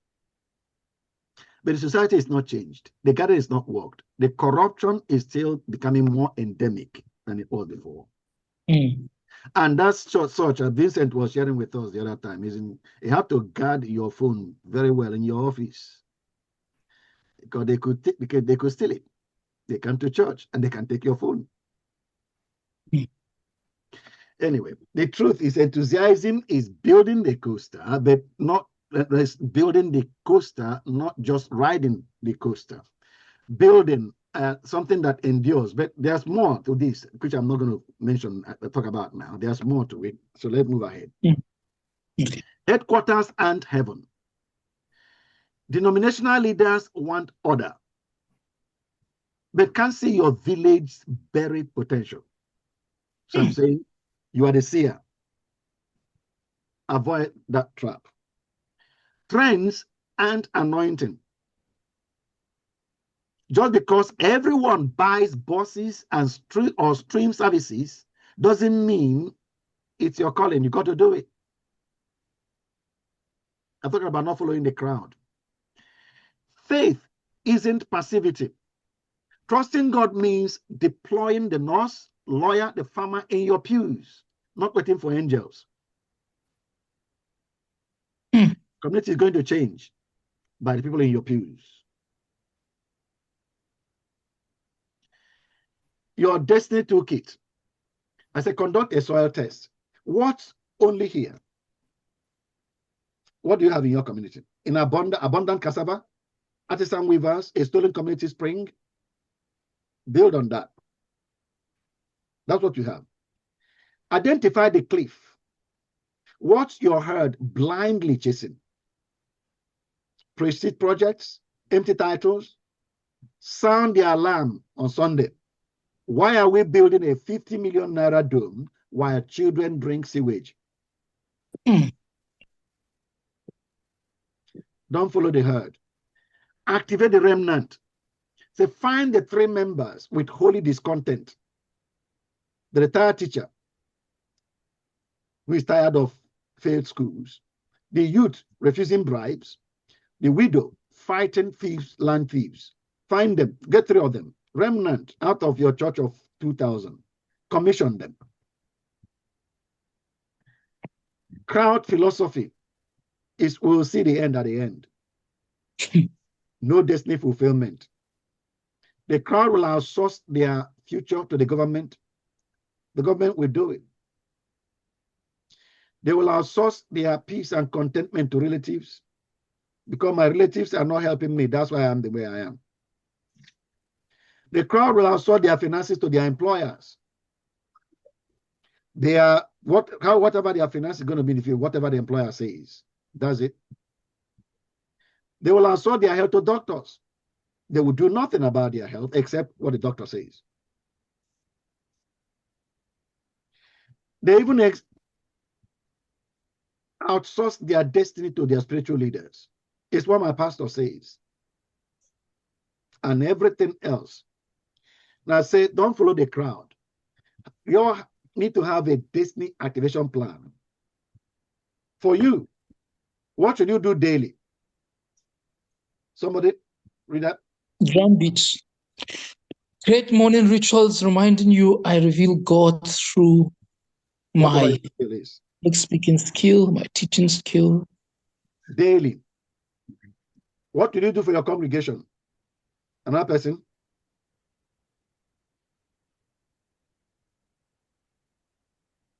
Help members identify their divine wiring. Okay, it's not just you alone. Another person should. Oh, okay. Destiny workshop. Help members identify their divine wiring. E.g., Sister Chidi, your nursing skill isn't just a job. It's healing Nigerian healthcare. Okay. Activating destiny. Number 2, for you. Some other person read, please. No more proxies. Reject. Let pastors decide. Mentality. Your calling is non-transferable. Yep. What about your congregation? Another person read. Mobilize. Don't minister. Redirect member skill to societal gaps. Example, accountants to financial literacy clubs for market traders. Yeah. Is that doable? Yes, sir. Yes, sir. Yes, sir. Yes, sir. Okay. To mobilize. Don't just minister. Mobilize to do something. Mobilize to do something. Another person, please. Activation plan. Build systems, not streets. Focus on sustainable structures. Example, daily 5 a.m. war drum reflection. Okay. Create legacy projects, launch skill hubs where this train street hits, grandmas, preserve regional self-esteem. That was an example of your activation. Nigeria application from destiny to dirt roads. I say your pulpit is a watchtower, not an echo chamber. What's the difference? Somebody tell me, please. What does that mean?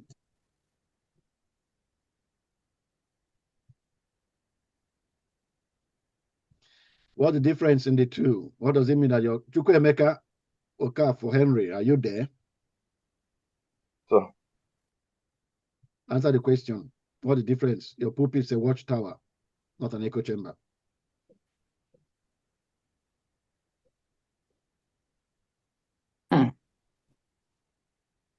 Are you there, Chukwuemeka? Okay. So the pulpit is a place the pastor needs to stay and be able to identify the potentials of the members. The watchtower. Okay. What's an echo chamber? Chamber there. You're muted. You're muted, Henry. It's not a place, not a place for judgment. Place one can stay and be able to colonize people into doing what he wants instead of what the potential they have they put in place. That's what I think. Okay, thank you very much for your attempt. Anybody else can help? What is the difference between a watchtower and an echo chamber?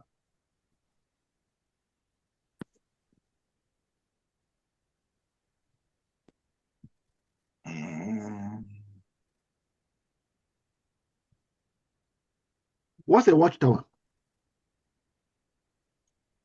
Watchtower is a place where you identify things. Then you're able to apply and make use of those. David, explain. I am a 5-year-old. Please explain to me what's a watchtower. I've never heard that word before. I'm 5 years. What's a watchtower? Watchtower is a place where you stand and see things happening. Good. Okay, so start from there. Tower is a place where you spend, like pulpit now, you stand and things happening. Then not echo place where you just go and make noise and go without minding what is happening inside the church. Okay, take the first one. Watchtower is a place where you see things that other people can't see. Because watchtower is a tower. It's a tower. Watchtower is actually a tower that you go on top in a castle. You go to the top. That's where the person that they put it at the post and watches to see far distances. So if the enemy is coming, they sight the enemy first. Today, it's still there today. It's still there. Yeah. Yes. They have binoculars. They will go there and way back so they can see far what's happening. If anybody coming, they will see it. Today, they use cameras now. Instead of a human being, they put cameras so that they can see the surrounding, what's going on. Anyway, they come to where we are. Your pulpit is a watchtower. Yes. Meaning what? Meaning your pulpit is a place where you see beyond what the congregation can see about themselves.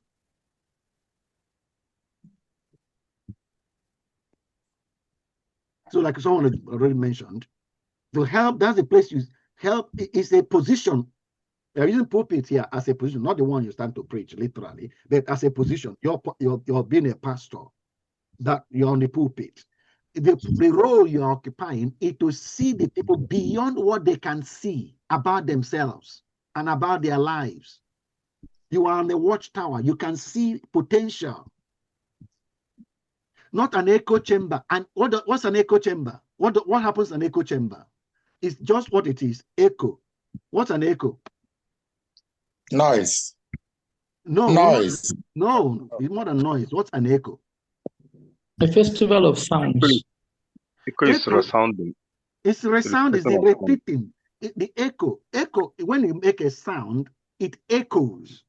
So the echo is bringing back what has already happened. And it's unfortunate that many pulpits are just echo chambers. If you want to know all the bad things that people in church do, just go and sit down in the church and listen to the sermon. So you find the bad things that people do in church.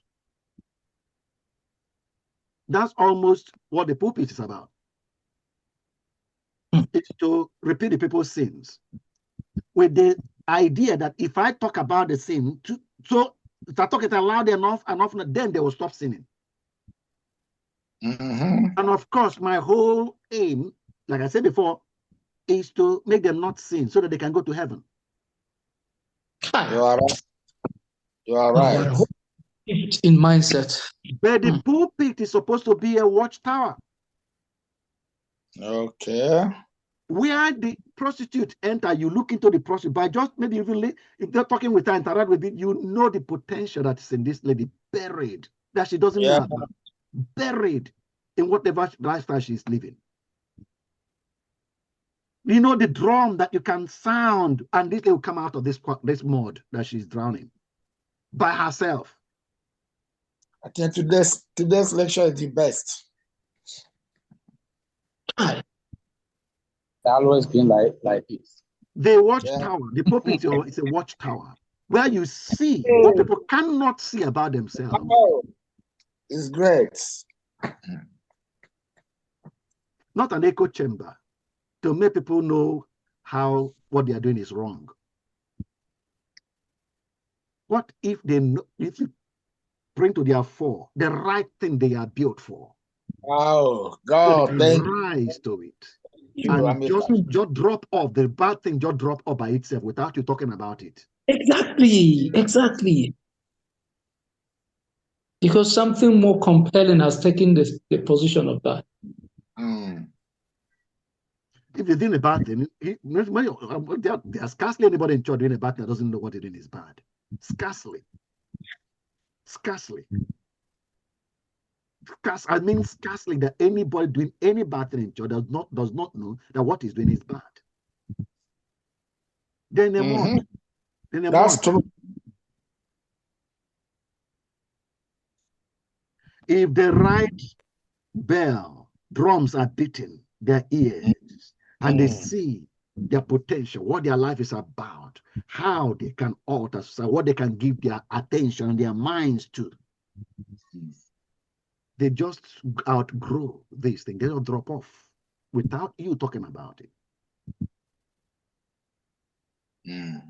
The pulpit is a watchtower, not an echo chamber. See the cliff that they are about to fall into, break the stampede, redefine the terrain. The problem, youth idleness, your drumbeat, my hands shape destinies. Action, mobilize unemployed grads to tutor kids under mango trees. No building needed. Can you do that? It's possible. Inexcusable. Inexcusable. Is the problem food inflation? What should be your drumbeat? Cultivate abundance. Cultivate abundance. And action? What action can you take? Challenge farmers. To mentor backyard garden in 10 homes. Is that possible? Yes, sir. Very possible. So we ought not hear about hunger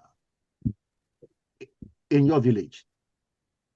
Nobody should mourn or moan about the high cost of food. It should not happen in your village. I said it should not happen in your village. Amen. Because you are there. You are there to make it happen, that nobody should ever talk about lack of food.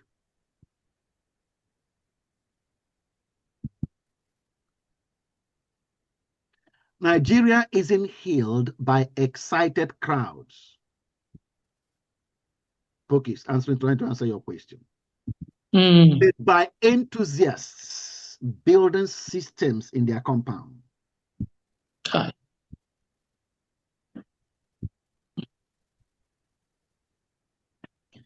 Nigeria isn't healed by excited crowds. So coming to church, that your church is big and people are excited, come to clap and dance and they say, "Now, wow, we had a wonder, having fun." That doesn't heal the land. Sure, sir. Sure. Doesn't heal the land. It doesn't, sir.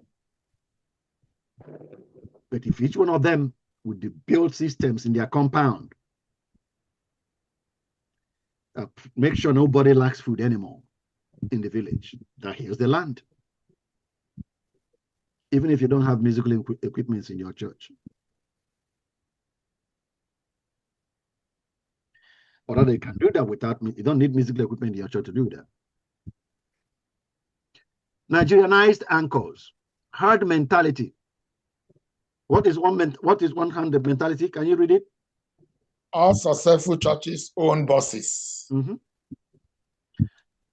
And what is the alternative, prophetic alternative?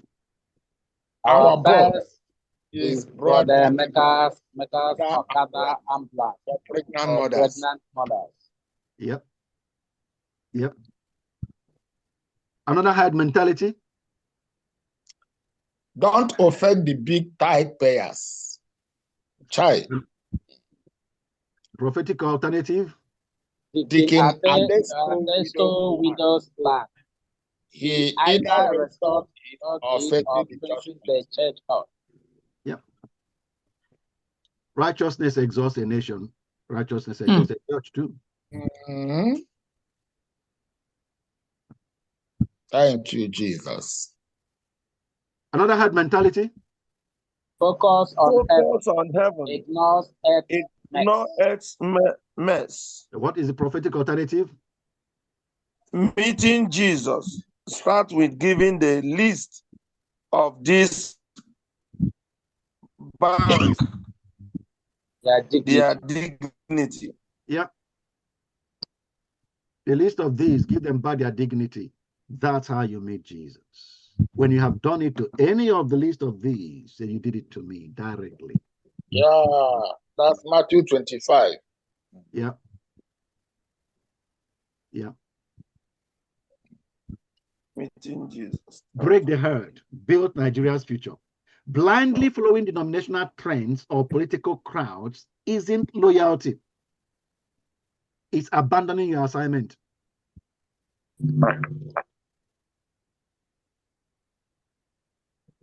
Why this works for Nigerian leaders? It shatters spiritual dependency. Explore your calling, counters over-reliance on clergy. As you encourage your members to explore themselves and give them, use this, the same things I did with you, do it with them. Let them find out who they are. Let them grow so much that they don't depend on you. Let them become parents themselves, spiritual parents, birthing other people that depend on them. Turns professions into purpose. Nurses, mechanics, farmers see work as destiny fulfillment. A thing that is unheard of in Nigeria. I said unheard of. Because many pastors in Nigeria, what they see as anything to do with destiny is what we do in church. They don't recognize that the nurse, the engineer, the mechanic, the farmer is wired with destiny the way they are as a farmer. And he ought to fulfill destiny as a farmer by multiplying that scale all over the village so that nobody lacks food anymore. And you are helping the nation with food instead of hunger. And that's destiny, and that's what you should be doing. Not singing in the choir or doing anything else.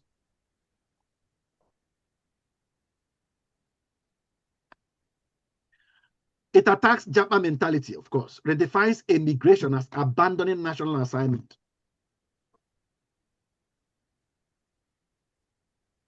Let the minds of the people be coded with national. Uses local assets, tutoring under trees. Backyard gardens needs no infrastructure. That's what we've tried to bring out in all the things I've tried to share so far. The things that they can do. A community can be a different place because Jesus is around. I say your community will be a different place because Jesus is around. Jesus is around. He's here. If your church exists, then Jesus is present. Your community should feel the impact of Jesus because he's present. 3 steps to live without isolation, because that's what a lot of pastors are apprehensive about. Spot Nigeria's cliff. Ask, where is our heart rushing? Chasing foreign partnerships while local offers, I talked about that. Replicating city programs. Act, this month, audit one crowd impulse. Does our new auditorium serve the poor or our pride?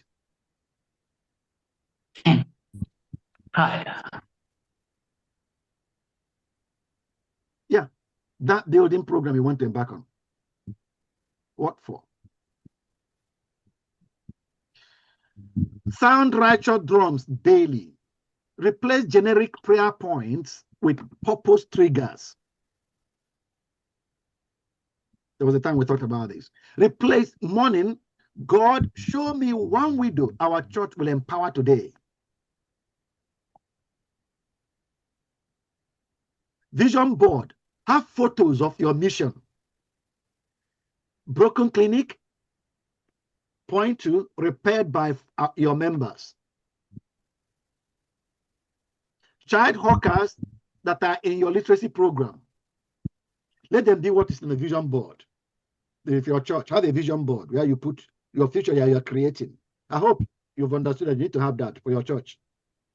Yeah, you need to have a vision board where you are putting what you are creating, the new society you are creating. Must be there, pictures of it, illustrations about it to be on your board.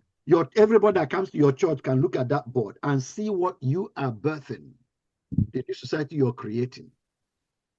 Currently, there are the road so poor everywhere, but you can draw the picture of the new one you are creating.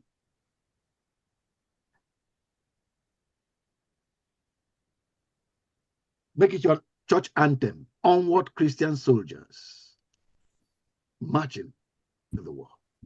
Make it your church anthem. Embrace holy unpopularity. While others host all-night miracle crusades, charging 5,000 per person, your turn. You turn the church into a free skills hub. Tailoring, solar repair. I told you about a church that has the biggest church in Europe. Don't conduct crusades. Never conducted one crusade.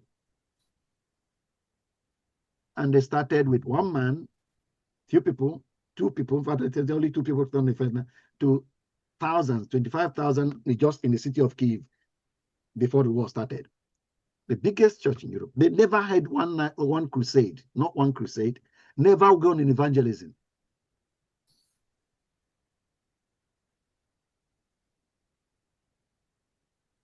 So when criticized, let them call us unspiritual, because we are taking the church hall, instead of calling crusades, they are using it to touch people's lives.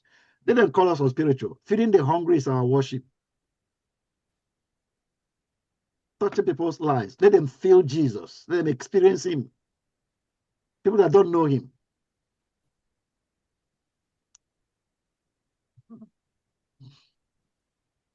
Call to action. Beat your drums daily. Write your destiny phrase. For example, I am God's sanitation solution. Say it at 5 a.m. Then interrupt proxies. When members say, pray for my direction, respond. What has God already wired you to do? Launch one legacy project this month. For example, Grandma's Kitchen Initiative. Preserve arrow soup recipes while feeding motherless babies.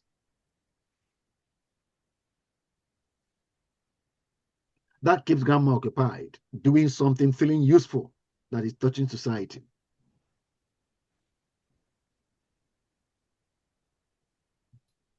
Your destiny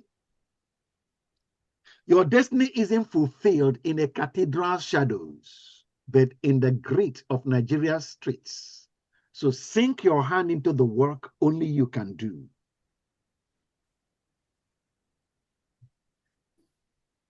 Enthusiasm is greater than excitement. We're back to your question again. Fuel for the long fight. You ready for a long fight? What is the crowd's excitement? Somebody read that. An example of the crowd's excitement.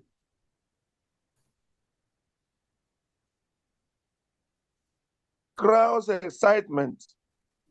Let's start a 20 million building project. Abandon, okay, let's start a 20 million naira building project. Abandoning in 3 months. Your holy gift. Train 10 youths in drip irrigation. In 5 years, they will feed this country. Is that possible? I'm not getting response. Yes, sir. It's possible, sir. Yes, it's possible. Next. Cross excitement. Another conference on breakthrough. Oh God. Hey, this goes. Your holy grip. Sister Ngozi will talk about every Tuesday. Christopher Owo, I don't know what you're doing, but please, you're messing up with our screen. Another conference on breakthrough. Sister Ngozi will tutor dropout every Tuesday, even if 5 show up. Yeah. We cultivate relentless enthusiasm.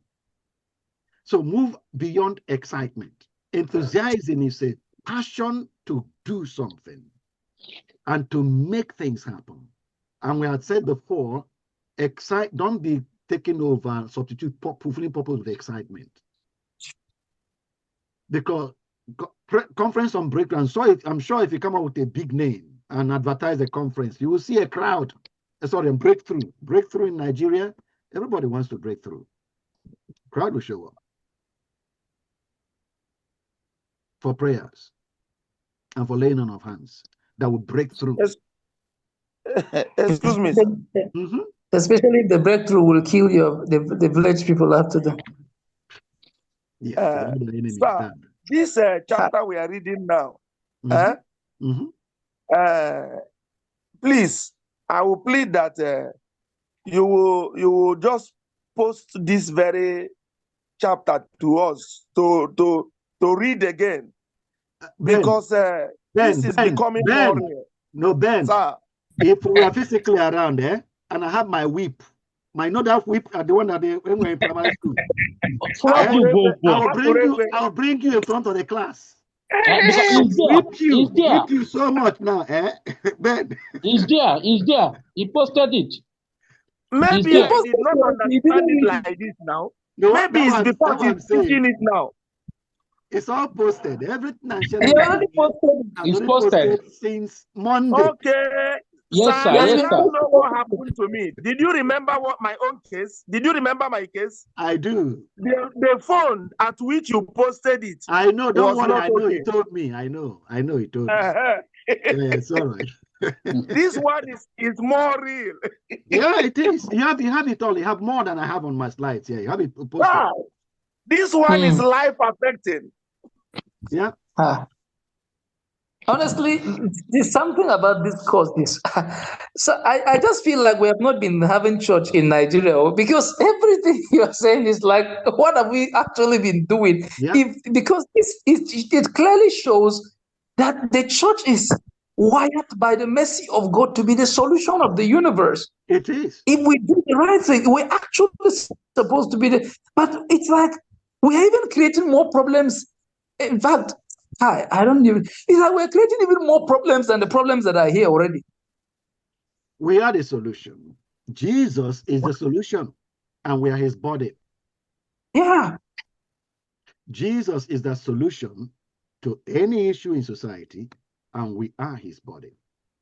Sir, there's something that happened. Our PFN chairman, Bishop Esdebego, he just told us something. Just a few months ago, when Anambra said we are having a lot of challenges in security and other things, he said that the deputy governor called him. He said, Bishop, look, we don't have any solution to the problem in our society. No government in our house. He said, it is we people, the church, have the solution. He said, people should go. He said, no matter what the government is saying, he will just tell him privately. He said, people should go and find solution. But that's what he told him, sir. It's true, sir. Yes, I love what I'm seeing here, what I'm hearing. It's true, sir. Yeah. And that's what the bishop told us. Bishop told us that, look, he has been telling us that we have the solution also. We should, as much as we can, to begin to provide solutions to our societies. Thank you, sir. I'm enjoying this. Cultivate relentless enthusiasm, I say. Link small wins to liberation. For example, Brother Chidi fixed our generator. Now he will train others to power the clinic.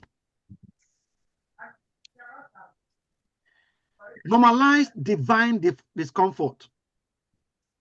Feeling persecuted for challenging the corrupt chief? Good. You are in Paul's company. Feed your members with thoughts like this. Shape their thinking in this direction. They are the salt of the earth. Anchor in Nigeria's pain. Why fight? Because Mama Ada died from dirty water. Never again. That's why we fight. Your assignment, the road less traveled. Homework for courageous shepherds. Audit your herd. List 3 ways you mimic others. This likely will come up in your assignment. Look at yourself. You have a church. For example, buying expensive sound systems while our school has no desks.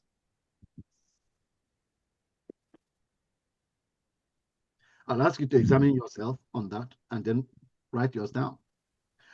Break 1 this week. As you write down after examining yourself, the Bible says you should do so. Each one of us examine yourself. Write down at least 3 ways you mimic others. And I said, break 1 of them this week. Redirect October's crusade budget to seed a widow's farm co-op.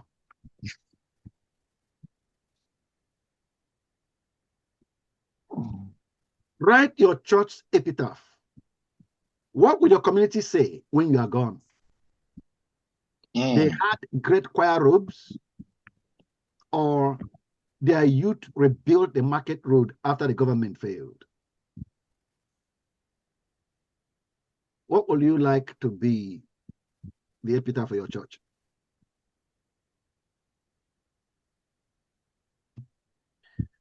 Be a sacred rebel. Today, name the elephant in the room. The Kontunde, return the land you stole from Mama Kemi or step down. And then next Sunday, replace one sermon with a justice action plan. Bring phones, will document potholes and tweet Ministry of Works. These are illustrations. Trailblazers don't follow paths. They create them so others walk in dignity.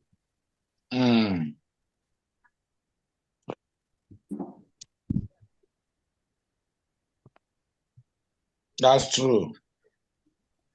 Remember, survivor asks, who will save me? The destiny declares what? I am Nigerian answer. I am Nigeria's answer. Beat your drums. Wake the giants. Wow. They are in your church. Oh, God.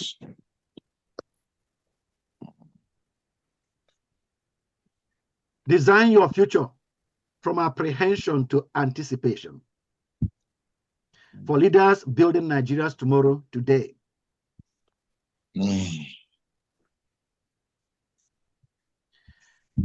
Your vision of the future. There are two ways to face the future. One is with apprehension, don't know what's coming. And two is with anticipation. You are excited at what is coming because you know what it is. Yeah, expecting. Two ways. Future filled with apprehension. Usually, more people face the future with apprehension because they are not involved in creating it. They are not in charge of controlling what will happen. There's no design,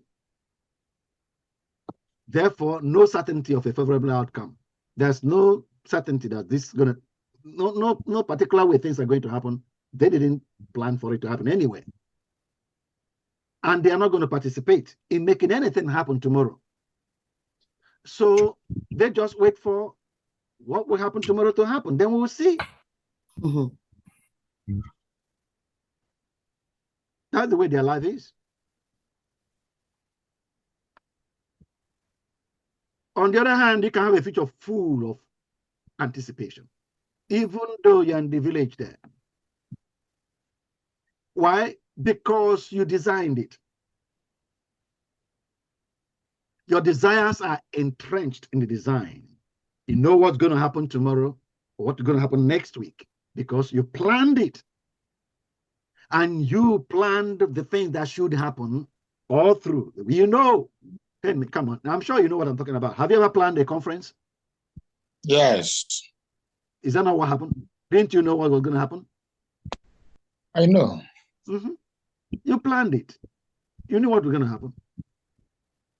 And you look towards with excitement. I planned this training to happen today, and I look forward to it.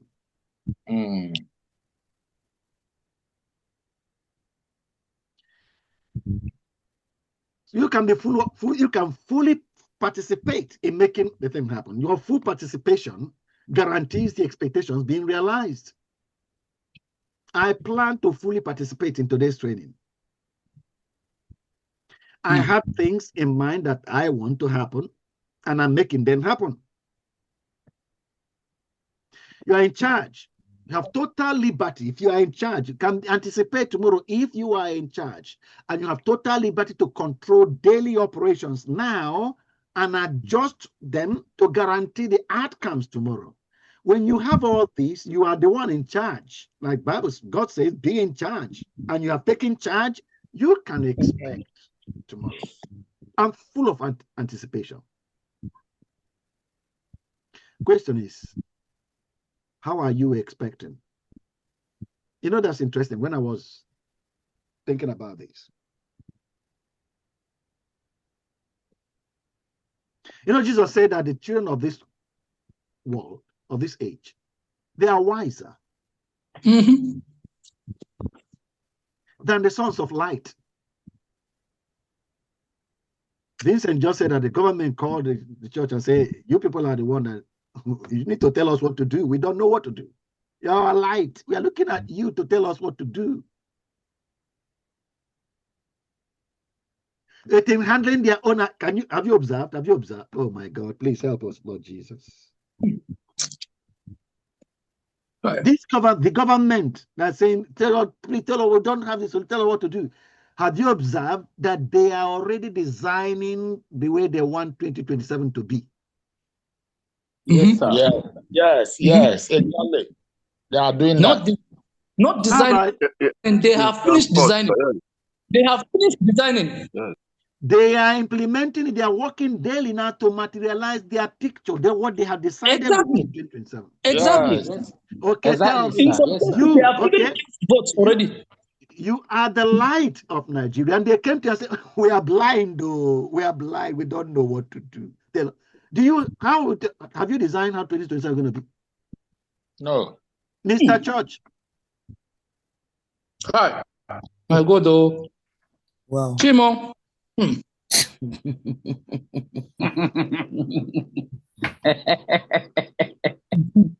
Have you designed how 2027 is going to be? I don't need to ask you now whether you are now working it out today. Can you see? Can you see? You, who they are saying you are our light, you are full of anticipation for 27 or apprehension? Hi. My God. Answer me.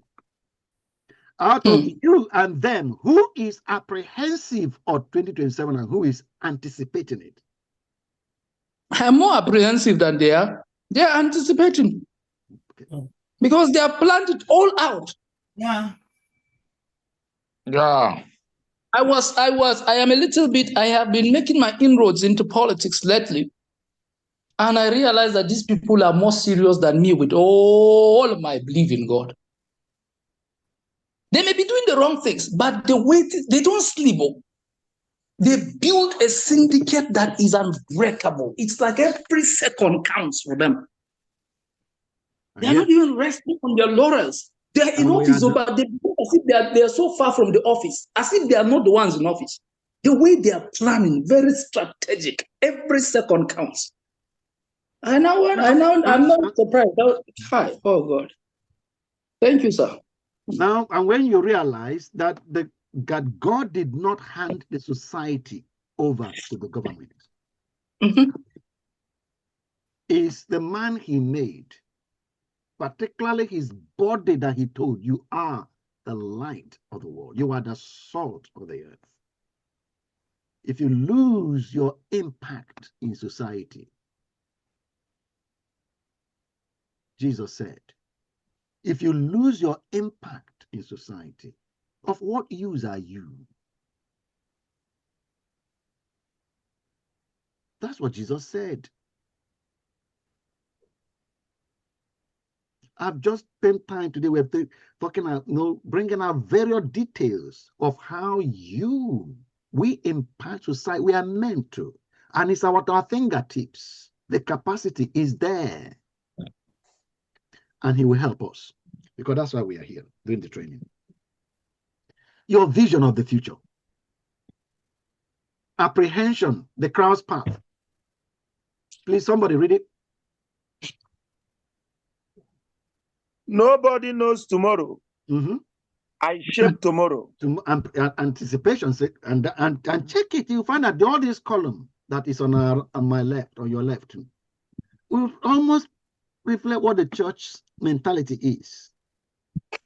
And all this one on the right almost reflects on what the world's mentality in Nigeria, I mean. The government right now that is in the dark. The government that is coming to you and saying, we can't see you, we can't see. But they seem to be having this mentality on our right. People that can't see.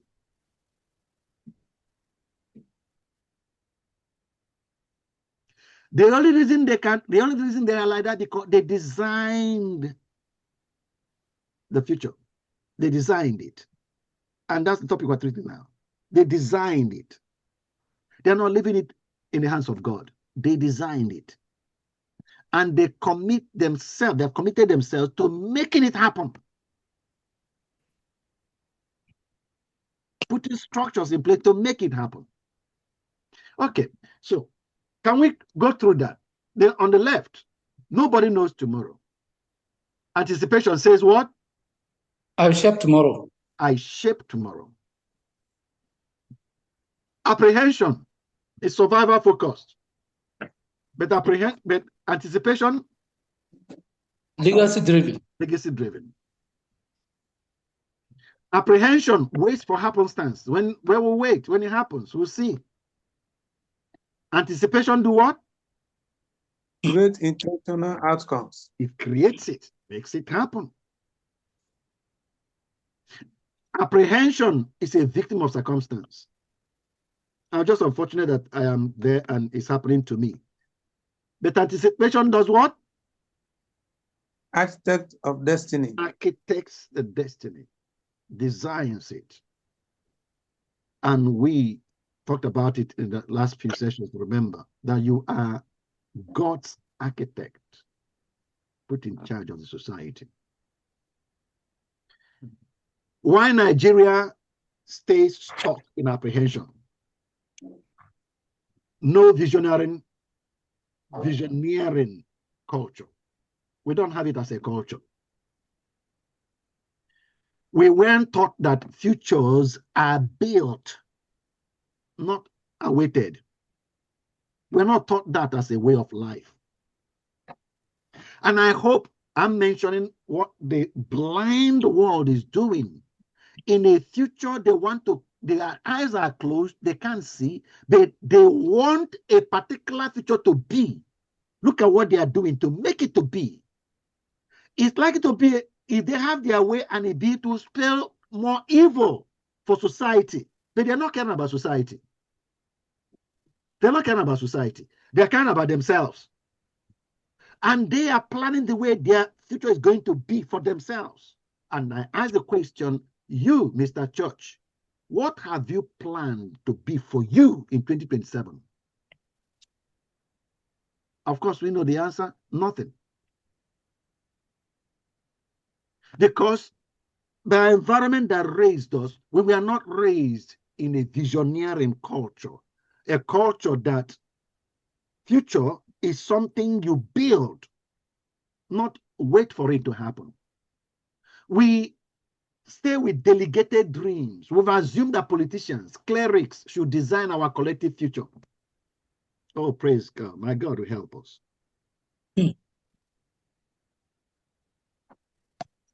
Ask people in your village. You find out that everybody is waiting. They're hoping the government will do something for us. Fatalistic faith. We misuse God's will to excuse inaction. That's the reason we are stuck. But your anticipation toolkit, practical shifts for you and your community. Convert unknowns into goals. These are details now how to set yourself up and become as anticipative, if not more than, because you have a greater force backing you up than is backing all these people up, planning what they want to do in 2027. Apprehension, inflation will ruin us. That's in the air. What should be anticipation? We'll launch 10 cooperative farms by December to slash food costs.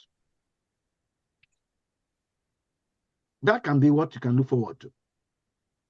Then mobilize farmers in your church. Use tithes as seed funding. Is that possible?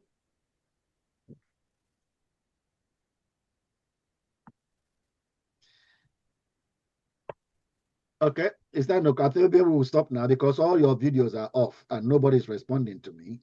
So we'll probably. It's very possible. Round up here. Very possible.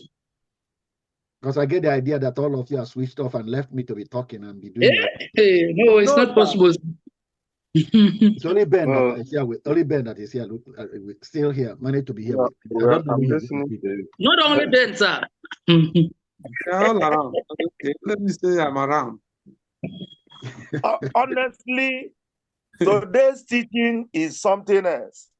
I don't know whether the devil just managed to divert the whole thing to another phone that is not working. It's not working. In fact, I am seeing this more real, more practical, and more interesting now because this one is not engaging. This one is engaging. In fact, this one is a persuasive force. I'm telling you to start doing something. That's what I mean. That's how this one is. It's more. Other ones we have been doing is just a preamble. This one, I feel like this is a political party. Jesus political party. As in, like, it's so beautiful.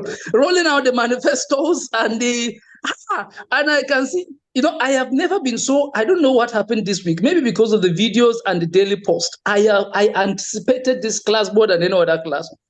And the irony was that I joined the class late. Why? I couldn't sleep. I kept thinking, I woke up 2 a.m. 3 a.m. I woke up again. So by the time I slept, I said, it's no time. Before I could wake up, it was 20 minutes past 6. But today's class is worth it. It's worth everything. It's worth everything. This is not a class to miss at all. It's like it's getting more serious than everything we've ever had. I'm excited. I'm so lucky I joined this session, honestly. Your anticipation toolkit is what we're discussing now. And we said convert unknowns to goals. And I've shown you how to do it. Convert unknowns to goals. You don't, unknown anticipation, apprehension is normally because you don't know. I don't know what will happen. And we're saying you don't know what will happen about what. This case, an example, inflation will ruin us. Okay? Convert it to goals. And I've shown you how to convert it to goals. We will launch apprehension. Inflation will ruin us. Anticipation. We will launch 10 cooperative farms by December to splash food costs.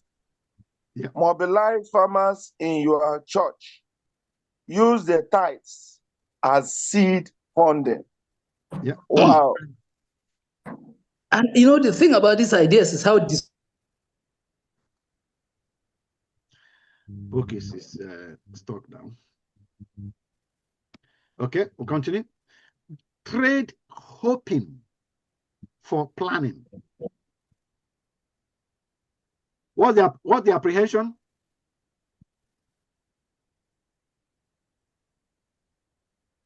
Praying our youth avoid crime. Okay. Anticipation. Change it. That's an apprehension. But now youths are going to crime, and you can be apprehensive. Even yours might join them, and even your church. Turn it to anticipation. How? 50 youths skilled in solar installation by third quarter. Yeah, by the third quarter.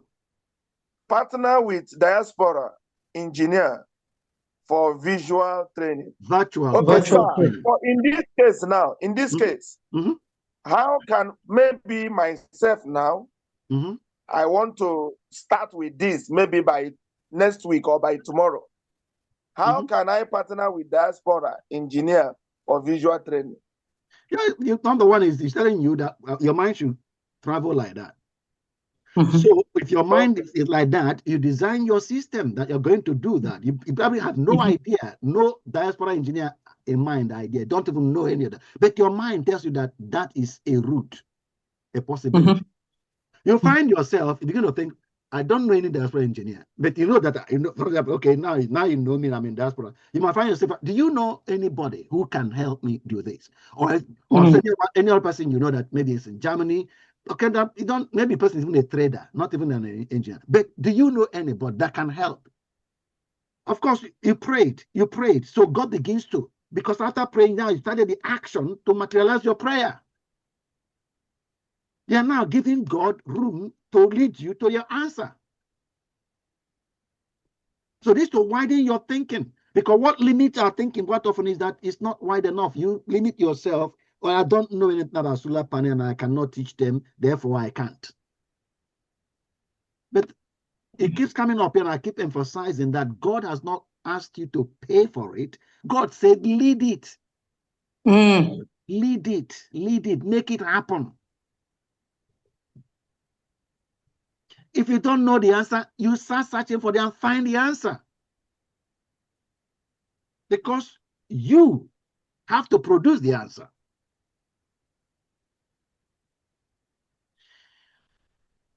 Third, in your toolkit, reframe God's will as God's work.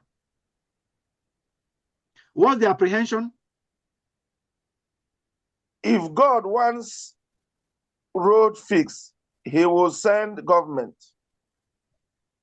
And of course, You can't, you don't, you're so sure government have not come for the last 25 years. Are they going to come now? But how can you turn that into anticipation? We are God's hands. We feel 100% ourselves. Just rainy season. This rainy season. Then organized member contributed shovel Sundays. Means set up Sundays, you tell them to come to church with shovel. Because you are going to do your church on the street today. If we were to follow these things, though, church, even Christianity is big. This is interesting. If we're just to follow these things, it means faith is even more fun than you can even imagine. Of course. It is the tradition we are ourselves on deliverance. That's not the way. Beating ourselves on deliverance, contributing, what is it now? Paying budget and all of this. We are struggling to do this, building auditoriums for people who will not show up. We would have changed society ourselves. Just check it. If you had your church on Sundays every week on the streets, once they can make it for the next 6 months. One Sunday we are going to that's first Sunday of the month we are going to have our church on the street. Come with your shovels, and we are going to fill up the potholes. If you do that for 6 months, and another church over there in the next village are conducting deliverance services to cast out the demon of accident so that people stop dying on the roads. By the end of 6 months, where do you think the demons will run to and from? Go to the church casting them. You will find that you that prepare the road, demons run away from your village and go to the village where they are casting the demons out in the church. Oh God. Oh God.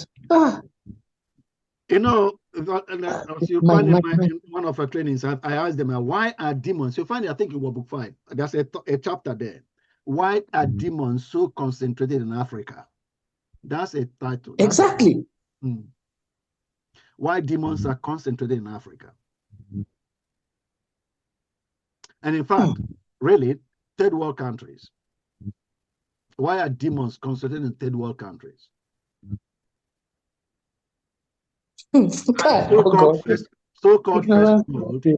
So-called first world, you have list of them that attend church, and demons don't stay here.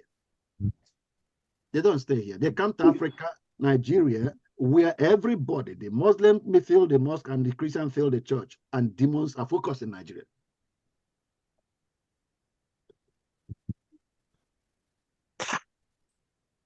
Wow. Drinking blood, causing accident and drinking blood. No, they drink blood through accidents, drink blood through Fulani herdsmen, drink blood through bandits, not drinking blood in Nigeria. They don't drink the white man's blood. White man's blood is not tasty enough for the demons. And the black people that come over here, their blood also is not good. They don't drink them. They only come to Africa to drink the one in Africa. The demons. Mindset. Design your destiny. Nigeria needs your blueprint. I said for leaders who build tomorrow, today. Capture your future with goals. The great irony, isn't it, that we meticulously plan holidays.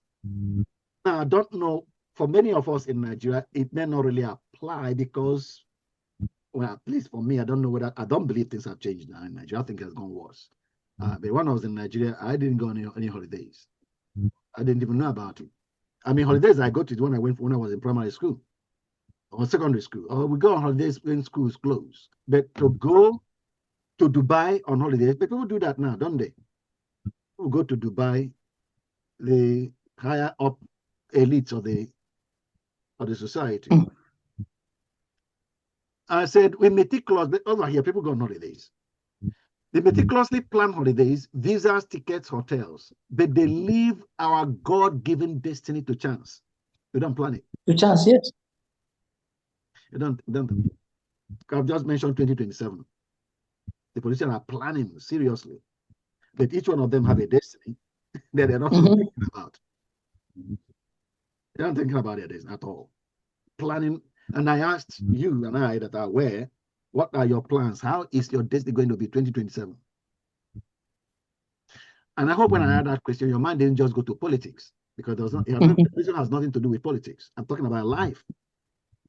I'm talking about life. And I'm using that for that this thing called design is a life principle that they are applying it in the evil they want to do.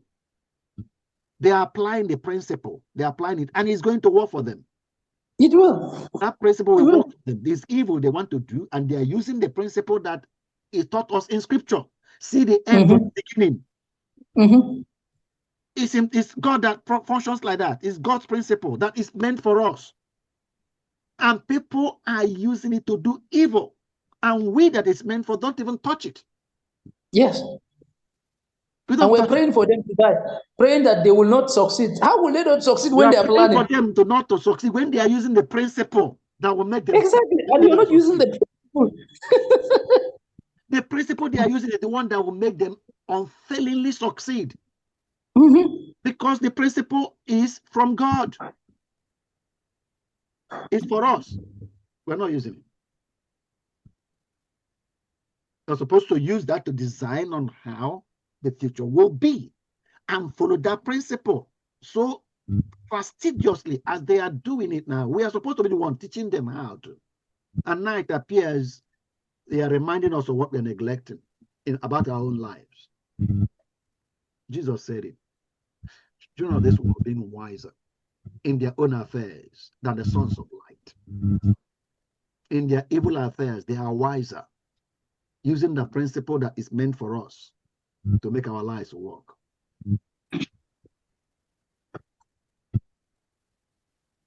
So I say the great irony that we meticulously plan holidays, visas, tickets, hotels, but leave our God-given destiny to chance. Result? Read it. Vincent, read it. Drifting through life mission. Is Vincent there? Drifting through life's mission. Okay. Apprehension about Nigeria's future. Unreleased potential in your congregation.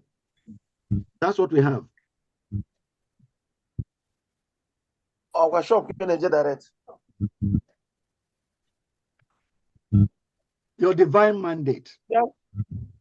What's your divine mandate?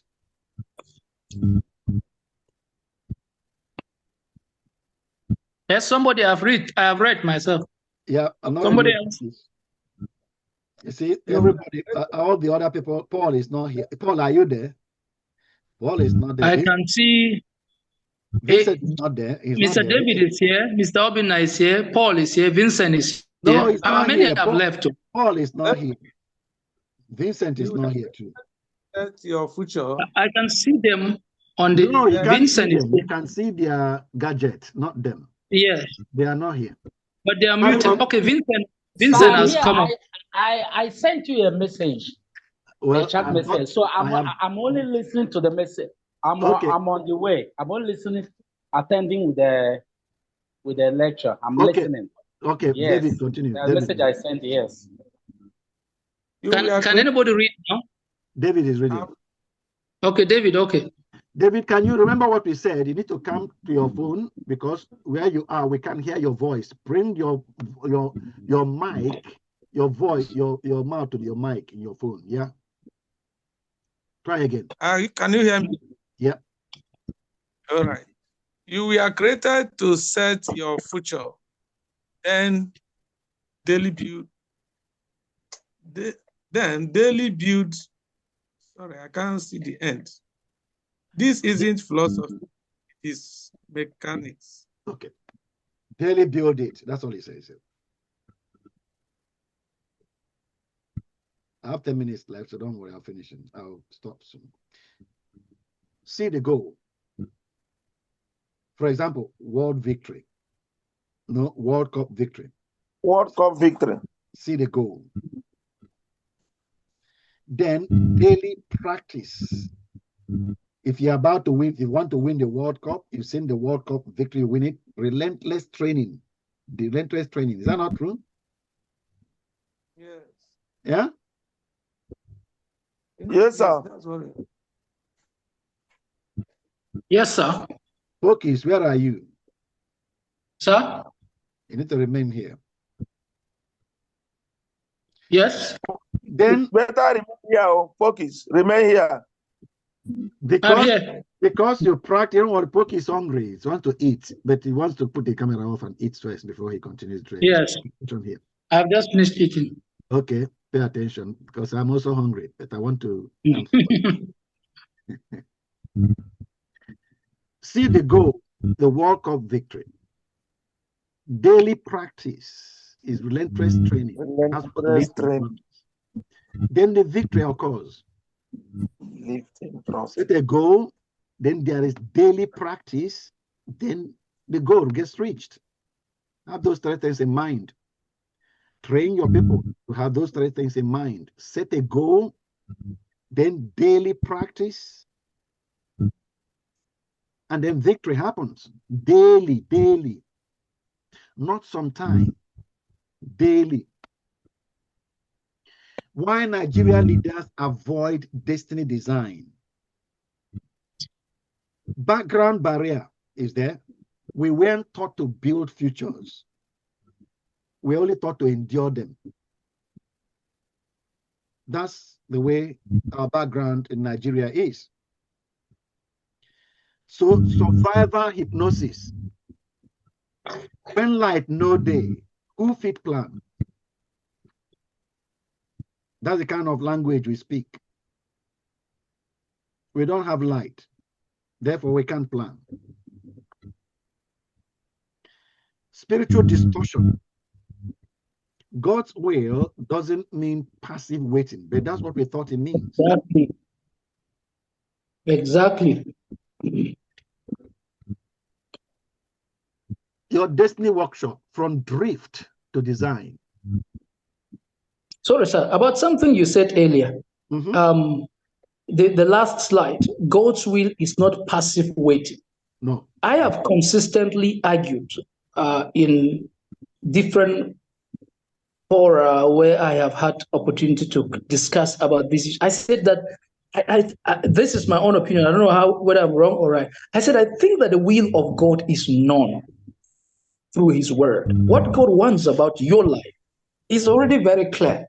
So oftentimes when I hear people say, let God's will be done, and then they kind of throw it into, they kind of switch into some kind of a passivity mode. Yeah. I feel like that's not right. You're supposed to do something. What God wants you to do, God is not trying to make it difficult for you to do. It's not like He's doing some hide and seek with you so that it's difficult for you to find it out. So you have to wait, and many times you're waiting on end for that will to be manifested. I feel like it is lack of engaging the mind and really researching to discover what needs to be done. I think that God's will is not some. Okay. I don't know whether I'm right about that. Yeah, your voice broke and you go frozen. The last. Yes, a call came in and broke mine. I said I don't know whether I'm right about thinking that God's will is something everybody can easily figure out if you engage your mind and pay attention to what His Word says. Not something that is so difficult to figure out. That's why we're having a training. Because I think that God is not trying to make it difficult for anybody to understand what should be done. That's correct. Mr. Pokis, in this area now, I want to let you know the knowledge I'm getting from this training is exposing me to too many things which I ought to have known before as a pastor, which I didn't know. Even some passages that I read, especially in Genesis 2, and the way this training exposed that area is quite different from the way I understood it or I go about it. So you will not blame everybody to have known. Yeah. Because ignorance is there already. So I agree. We are now to start training others for them to understand we are understanding. Even you yourself, you are jubilating because you are understanding life than how you used to understand it before.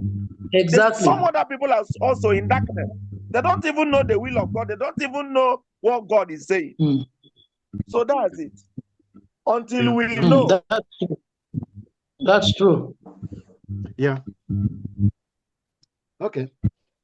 So I say your destiny workshop will still continue from drift to design, from drifting that we have been in to design, intentional, the future we want to have and we're going to have it.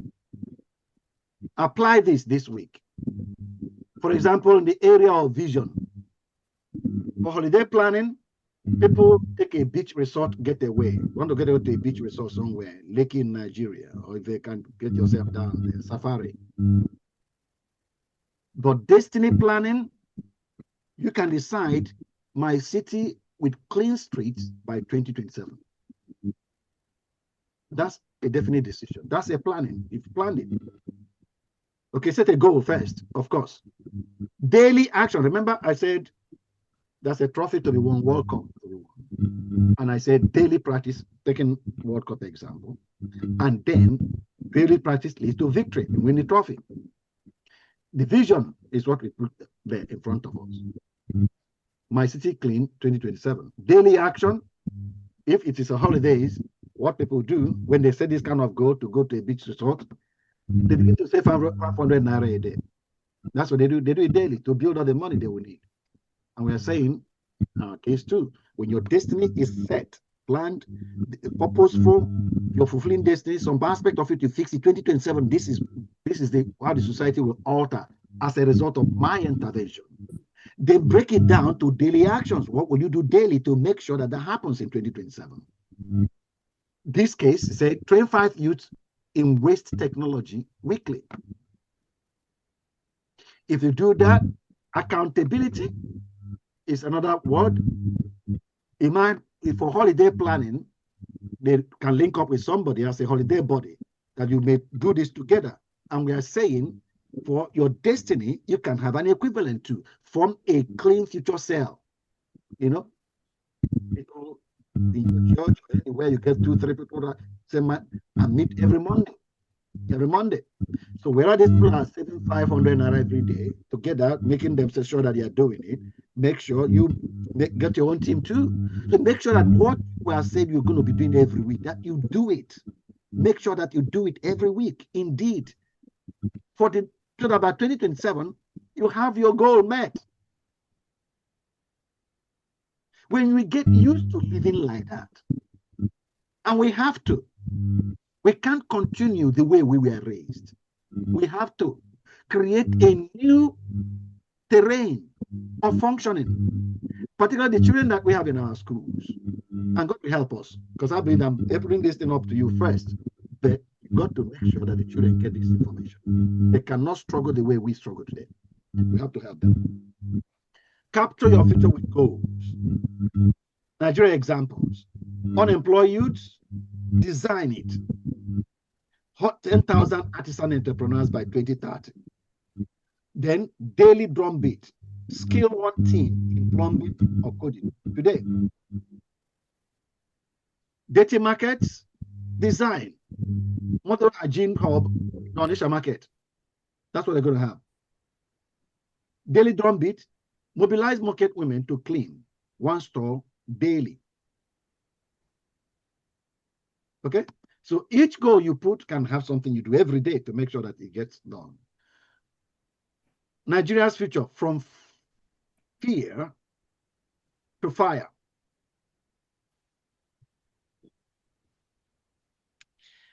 Okay, and I think I will stop it here and we will continue with this next week, because now it is 10 o'clock. It's not, it's 9:30. Or 9:30. Yes. It's 9:30. Are you people still on? I am here. I'm here. Okay, I'll keep going. Yes, please. I'm here. In fact, sir, I think there's a serious need for your books in Nigeria, because, for instance, I am saying this because I've been reading the books. I think I'm reading the third book now or so. I read the books every day. It's part of my goal. I read 2 to 3 books every day, chapter in each, and all of that, be prepared for all. So I feel like, for instance, when you look at what you talked about, the drift and the vision thing, when you were writing about that in the book, it was very captivating. You identified quite a lot of problems that we'll gloss over, but when it comes to our personal lives as Nigerians or as people generally, we are very focused about it. We want to get the very best for our children, but we don't care how the community looks like. We want to get the very best for our home, but we don't care how the neighborhood looks like. This explains why a very beautiful mansion will stand in a very dirty neighborhood. Because the one who could have afforded to lead a movement to clean up the streets, to ensure things are right in the community, doesn't care. As long as I am safe, I don't care whether others are destroyed. So nothing is being done about community security or community policing. So quite a number of interventions. And I believe that once these books are here, it will go a long way in and will mobilize and do a lot more of these transformative meetings. Because I believe that the more this training is done, the better for this nation. In fact, I believe that SLEEK should be our own strategy for 2027 and going forward. We have to begin to engage the people to see that the Christ we preach is not in theories. It is not in deliverances and prayers without a focus. It is that the sick child has a hope. It's that a child on the street without a hope for tomorrow could be trained and given an opportunity and a chance that is the same with the child of the rich person. It is that merit counts and we'll go for it. It is that in the church, it is not about who gives us the most. It is about calling up the greatness in each member of the church and deploying it into our communities until we see it become life. It is that a doctor becomes a pastor for other doctors. It is that the passionate engineers other engineers until projects are done in our communities. It is that the one who can take care of challenges with all of that. Let me come in before I forget what I want to say. You see, this time around, I want to be honest with you, the books is now meant for you and me that have passed through this training. Is Nigerians don't read books. Take it or leave it. Yeah, I agree. When I was this talking book about gets to us that has been, I agree. that has been trained. Let me finish. When the books gets to us, it becomes a resource material for us. We now go and deliver the training to others. And again, that is something I want to put through. We will no longer be mentioning church. There are some people that are not in the church. Because if we capitalize on church deliverance, church prayer, what of the people that are not in the church? I want to be honest with you in Nigeria now. Many people are living in the church, being in traditional religion. Many people are out of the church, being in the streets without going to church. So let us not capitalize only on the church prayer, church deliverance, and so on and so forth. But let us talk at the community at large. Let us get them at large. Because from what I'm seeing today, honestly, my goals, aspiration, and everything is changing to the world, not to the church alone. Because church is limiting us. But when we see the community as a body, as our problem, community is those in the church and the people outside the church. Correct. So this is the area we will start focusing. Let us remove our mindset from church alone. Let us begin to see the community, both the pagans, both the Muslims, both the Christians. Because if we talk of church alone, what of the mosque? So let us begin to see the community. And it will help us to achieve our goals and aims. Thank you and God bless you. Yeah, no, thank you for bringing that. I agree with you. I agree with you completely. I think the only way maybe you didn't get what I'm saying. First of all, I agree with you on the grounds of the books. The books, I am thinking, as they come, is as people get trained, they get the books, you know. And first of all, we'll be the first set of people who will get the books, all of us that have been trained. And whoever will be trained will need to sign up for the books. Because, for instance, when I bought these books, this was like, I think 2 years ago, I bought all the 13 for 91,000 naira. And I felt as if I'm supposed to pay him maybe 3 or 4 times of the same amount of money, because what I'm getting out of this book is multiple times whatever I have paid.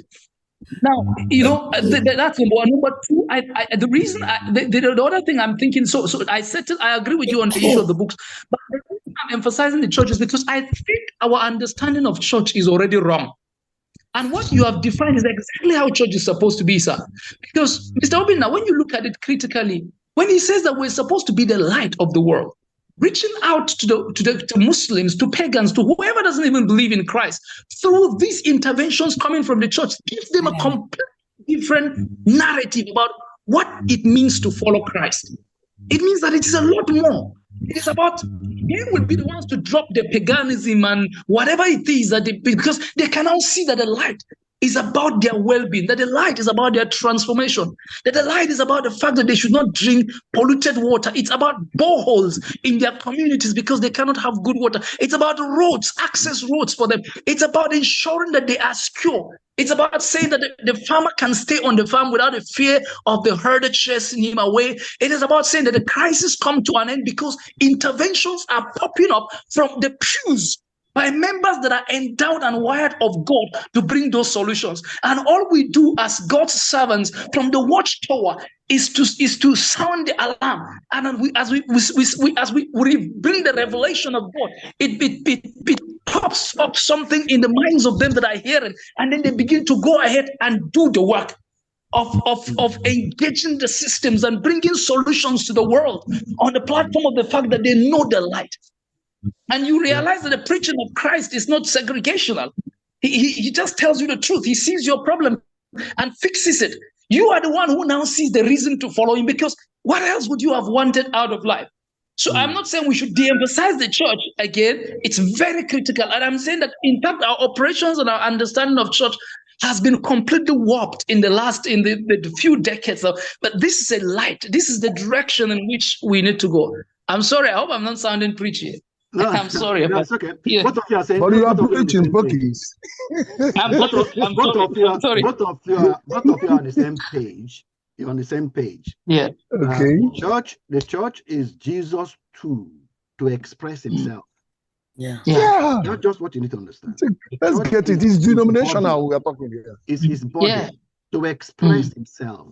All that we've been bringing out is the Spirit of God has been bringing out to us how God expresses himself. Yeah.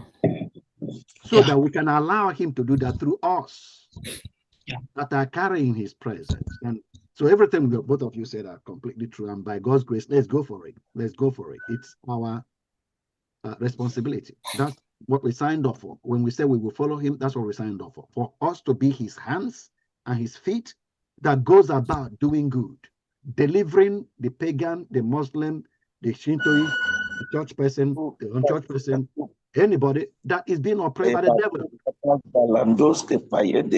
Okay? Anybody being oppressed by the devil, we are for the person. We are for him or her. Because God is going to bring us across Muslims that are being oppressed by the devil. And we leave them about leave their Muslim, we don't mention it. We just deliver them. That's all. Because they've tried whatever they think in Islam, Muslim, they would deliver, and it didn't work. And we come around and just deliver them and don't even persuade them to join the church. Just deliver them. They will be the one running after you. You don't need to. Don't need to mention anything about it. Don't need to. Just, you don't need to start even preaching to them. You don't need to even tell them about Jesus. Just act. Let Jesus function. Right? Jesus doesn't come announcing, introduce. I don't know whether you read scripture where Jesus came and introduced himself. He didn't need to. He doesn't need to introduce himself. He said, my works, the works I do, they announce me. They testify about me. That's what Jesus said. So really, if we want to testify to a Muslim, just do the works. Let him just experience the work. Let him experience Jesus. The animists, the Shintoists, the pagan, paganism, let him just experience Jesus for real. It doesn't matter what else anybody else gets into. Very soon they will come to a dead end. Very soon. And they will only have us to deal with if we make ourselves available.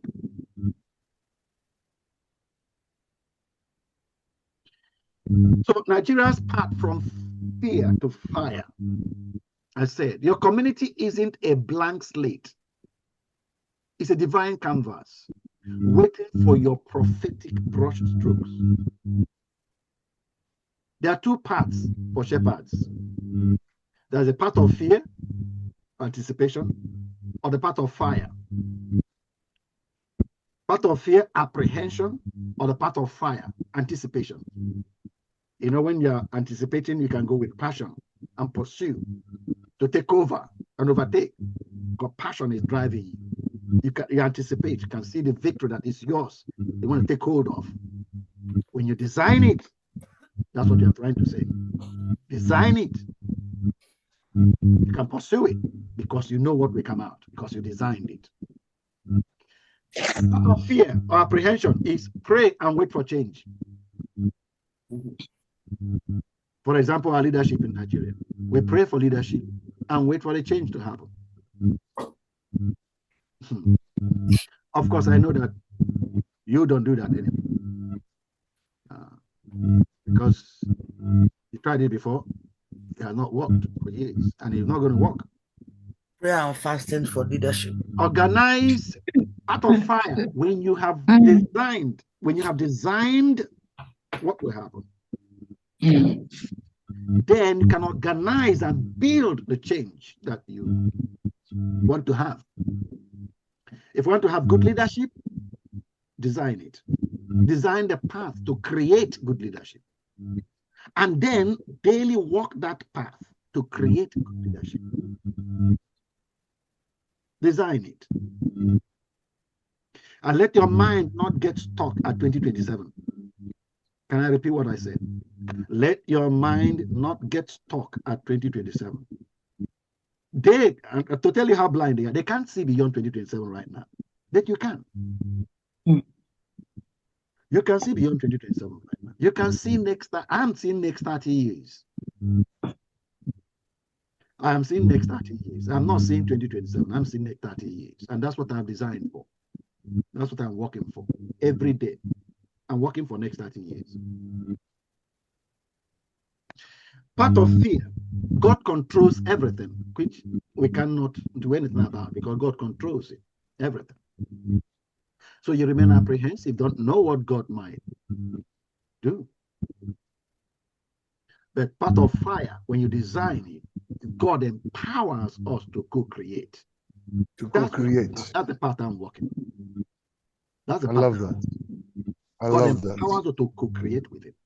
We do it together. Yeah. They are joint heads with Christ. Good ideas in my mind, I write them down and take steps. He puts idea. I research. He shows me things. He brings some thoughts. He shows me some things. I check over there. He constantly says, I put them together. I do it together with this training. I told you. I told before. This is not like the one I did last year. How did that come about? I do it together with God.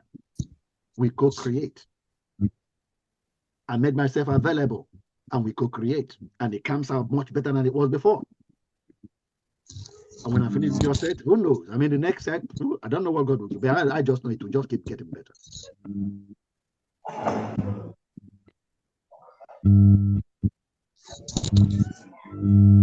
Our problems are too big. That's a part of fear, apprehension. Nigeria problems are getting too big. Part of fire. Our potential is bigger. Greater is he that is in me. Greater is he that is in me than he that is in the world. That's why I can solve the problem of banditry. I can solve the problem of kidnappers, the problem of corruption, the problem of bad leadership in Nigeria. I can solve it because Christ strengthens me. He gives ideas, brings me ideas, and I'm going to work on those ideas. And I'm working on those ideas. Like I told you, my mind is beyond 2027. So I don't really particularly, I'm not blustered by what happens in 2027 or 2030 for that matter. Mine is about 20, 30 years to come. Yeah. Why resignation wins and how to break it. The GPS trap in Nigerian context. No GPS. You know about GPS? Obinna, do you know about GPS? You're muted. Obinna, you're muted. He's muted. Okay, no, sir. Okay, GPS is geographic positioning sensor. Now, it's what we use in cars when we drive. Like when I came to Nigeria last time, it's on the phones. It's on your phone.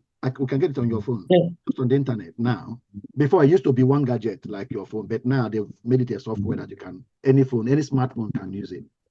But it directs you. Like if you want to, if it is get to Abuja.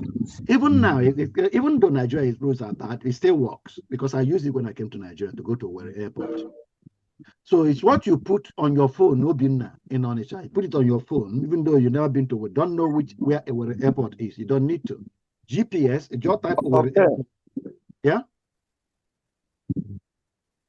And then it directs you. It comes up with a map of Nigeria to where you are in Onitsha. And it begins to direct you to where you are going. And you follow it. And it takes you right to where you are going. So it's called Geographic Position System, GPS. So I said, taking it to Nigerian context is a trap. We are applying it in Nigeria. We say survival mode default is that the brain focuses on next Sunday service. And keeping tight stable. Make sure tight, it doesn't vary too much. No, keep tight stable. No, sir, not even stable, increasing. Increasing it. Dan, you're saying the truth. Avoid conflict with the chiefs and politicians. Okay, Daddy, you got us all. So that's where the brain focuses. That's our goal.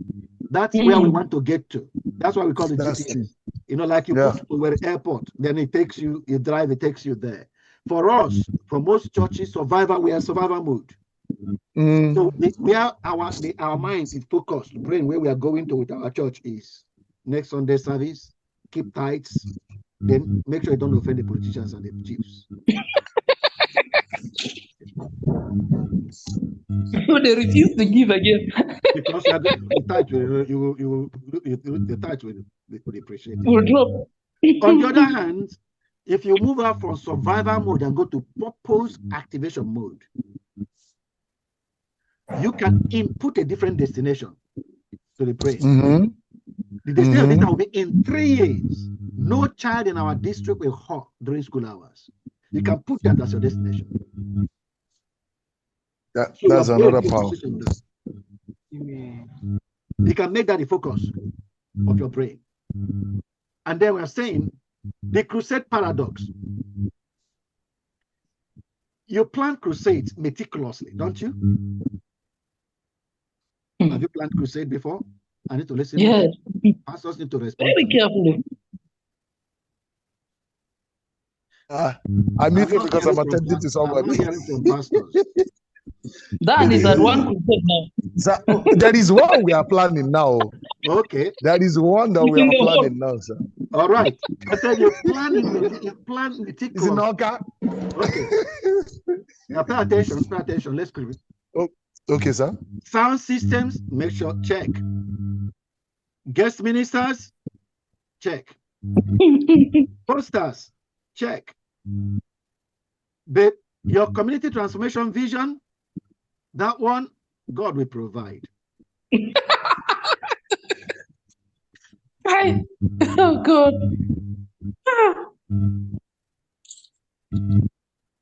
Oh, God. Please, God, help us. From resigned to revolutionary. Resigned village. Corruption stole our borehole funds. It's our faith.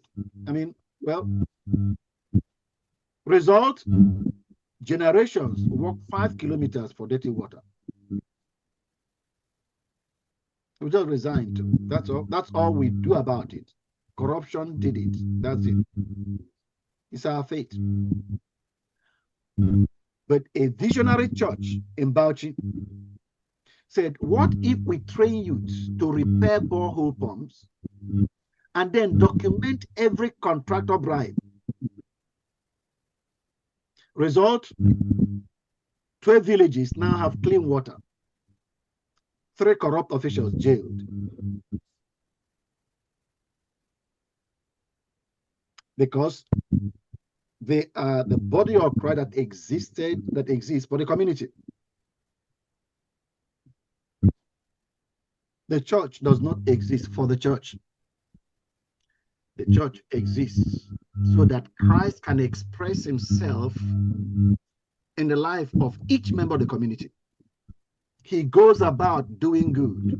So your church exists so that Jesus can have a physical body with which he will enter the herbalist's home, get into the widow's house, go and talk to the orphan over there, goes into the rich person's house and the poor person's house. Jesus will be walking about in the community doing good, fix their roads, help them, every detail of life, whatever part of their life. Jesus, your church exists so that Jesus will have a physical body to be able to do that. The church is not meant for the church. And that's David. Yes. Design your future then. Okay, is the editing for me? No, I thought you were resting. I'm no. Would you think that any adult in this picture plan to live in this environment when they grow up? Answer me. Never. Never. Never? None would have planned this kind of life. None would have planned this life. And I said that when you just let life happen. Exactly. When you let it happen, you'll finally find yourself where you never expected to be. If you just leave it in the hands of God, like I said it before, you will find yourself where you never expected to be, become what you don't want to become, living where you don't want to live. You find yourself driving what you don't want to drive, wearing what you don't want to wear, doing what you don't want to do. When you just let life happen. Have you heard a saying? Read that, please. Read it, please. I'm reading, sir. Go on. The best way to predict your future is to create it. Have you heard that saying before? Yes, sir. The best way to predict what your future will be, the best way to create it. Your Sunday mobilization plan. Sermon from gutters to glory. Somebody read that. Genesis, design Nigeria. Escape. Yeah, that's the topic of your sermon tomorrow. Okay. Text. Genesis 1 to 3. God saw, spoke, shaped. Chaos. Okay. Chaos. Altar call. Bring your skills, not just prayers. Are you a builder, teacher, trader? Your hands hold Nigerians redesign. Wow. You said this should be our message this Sunday. Is that what you're saying? Not only be a message, you actually do it. You actually do it. God saw the chaos. And Daniel looked through and saw defecation everywhere in local market. Chaos. God spoke. Let there be clean environment. And then God shaped the chaos, and there became a clean environment.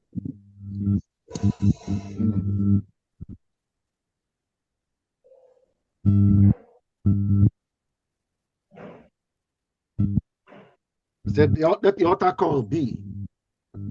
I mean, take that, whatever you see, and I'm sure your members are also seeing, like God sees, their members are also seeing in their environment, the chaos.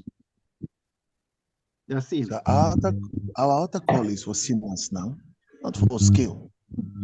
They are getting trained to make altar call for skills. Skills. Altar call. Huh.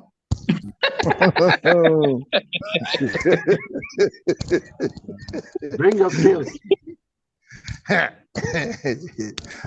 So they will say it's no more church you're running. Yes. Have you been running church? We are running church here. Church for us, yeah. Running it is you call out a call after message. Not even before message. How can they believe on whom they have not heard or hear from? And how can they hear if nobody has been sent? Is that not true that you don't send anybody? That's why they never heard before they come to church. Because the one I told you, what you said is scripture and works. But the fact that they responded before the message means they have heard before the message was preached in church. So that's changing because the whole they thing. couldn't have responded if they never heard. But the one that come to your church don't hear. Only when they come to church. How do you even prove they have heard? Even after church. They ought to have heard before they come to church. And for the fact that they never hear before coming to church means nobody is being sent. So, are you saying? Are you saying they don't come to church to hear? Church is the building. They don't come to the building to hear. They come to the building to be equipped to now go and minister, do the work of the ministry. The building is to equip them to go and do the work of the ministry. So you're forgetting somewhere. Go out there, bring everybody, bring them in. That's what we are doing. Which chapter? Which chapter is that? It's in Matthew, sir. Go into all the world. Go into all the world and bring them. That one he told, not that one. The one he told them, go into the street, the lame, the whoever, bring them in. Yeah. That's what we believe here. And Jesus, what if you go to the lame in the street and make the lame well? He doesn't even need to be brought. By the way, my time is only 2 minutes. We'll have this discussion with Daniel more later. But we said the altar call, bring your skills. Your members, each one of them, bring their skills. They should bring their skills.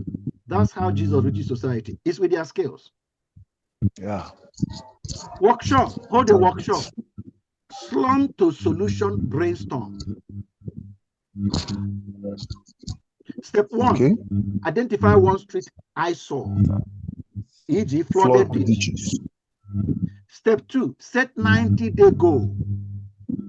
Transform ditch to drainage. So, and then step 3, assign role. Can I say something, sir? Yeah, just finishing this. Sister Chioma mobilized 10 diggers. I hear what I'm saying, sir. Come in, Brother Tunde. He's coming. 3 gravels from construction sites. Go on, David. Yes. What are right? David, you remember what I said? When you put your voice away from the mic, we don't hear you. I think you can hear me now. If you can keep it like that, we keep you. We're hearing you. All right. Like what that in the altar call. Your voice is fading out. Altar calls, area of altar call. I said that there's a way we do it, and because we have to preach the whole thing. We can't keep anyone by the side. Yeah, we used to call on professionals. We have seminars with them, sensitizing them to organize all these things we are talking about. Yeah. So it's important that we still call for, do the altar call for those who want to serve Jesus, and also the skills are not left behind by putting in place the professionals, telling them on the vision of the church so that they can organize some things regarding to their professions. So that's what I wanted to say, sir. Okay. And we are asking you to modify that. I don't know what the vision, what you said vision of the church is, but I don't want to spend time on that. But you are to train them to get their own vision. Each one of them must see a vision of their lives, how their lives alter society. They must see it, because if they don't see it, it won't come out. You must train each of your members to see to get all the things that are taking you through here. You must take your members through it for them to see themselves, what they are wired with, what you are doing. What I'm trying to do with you here now is what you must do with your members. I'm not trying to make you fulfill the vision of Trewin. Okay. The session I'm running, and that's the umbrella I give. I'm not making you to fulfill the vision of Trewin. I am helping you discover your vision so that you can do it and change the world. All of you could have been my church members, and we meet every Saturday. When we came here this morning, we could have signed one or two choruses, pray, and then I'm preaching. I've been preaching for the past 4 hours. It's 4-hour service, isn't it? And then right now we're about to share the grace, and everybody goes back to their home to go and do their work. No, we are not giving offering. We're supposed to give offering and tithe.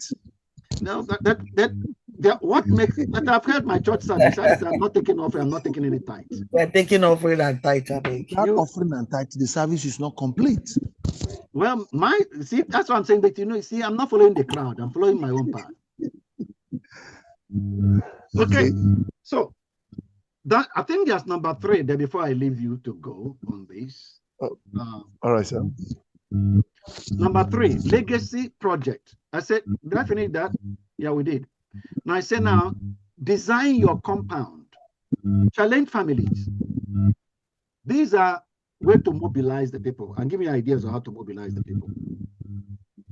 But what I just said a few minutes ago about you and me is to help you start reorienting. My desire is that each of you begin to affect the society. And I want you to seriously think about that. What's wrong in your church operating that way? What's wrong in it? Why must all of you do my desire? Why should I have a vision that all of you must meet? My vision is that each of you, your visions come out. That's my vision. Wow. If I shift my camera now and show you where I pasted it here. What I pasted here, that all of you, each of your visions come out, and you begin to change something with your life actively, and I'm just there to support you. I want to be there. If like anything I can help you do, I want to be and you function and change in society. What's wrong with your church being like that?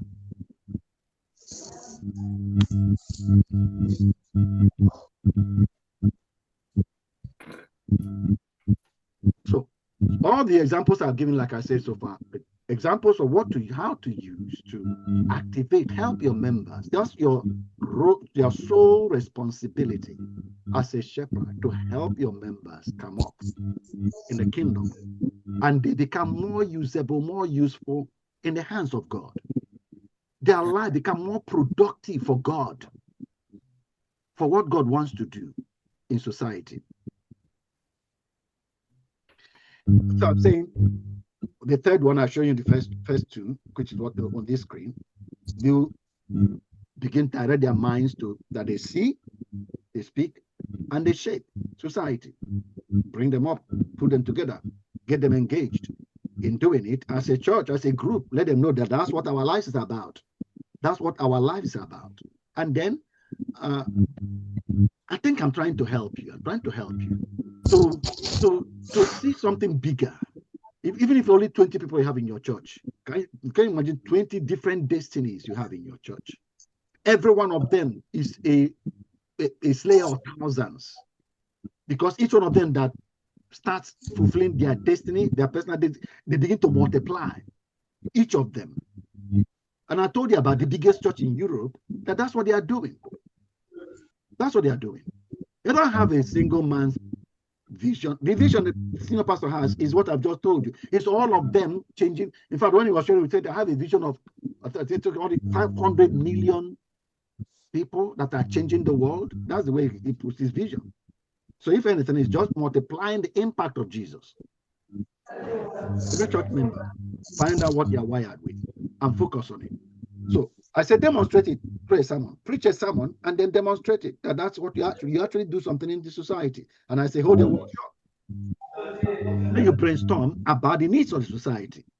Let them, each one of them have an eye, and they can see. Brainstorm about it, and they set a goal to actually do something real that they can give account of. Give them practical examples of how they can physically do something. And then the third one I put up for you here, I said, design your compound. That's another example you could use. Challenge families. Before Dubai vacation, design one change. Before you start planning for your next vacation. Plant vegetables in sacks. Paint your fence. Teach your tailor to digitize design. These are very simple things. But it's still telling them to look outside for themselves. That's what it's saying. Stop waiting for leaders who design nothing. You are the architect. Your mind is the blueprint. Your hands, the tools. Remember, slums aren't made of zinc. I don't know where you live in Onisha. Those of you that live in Onisha. The slums are not made of zinc. They surrender the imaginations.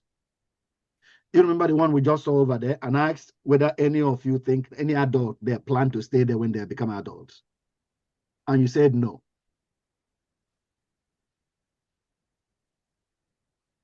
And the question I meant to follow up with that is, so why are they there?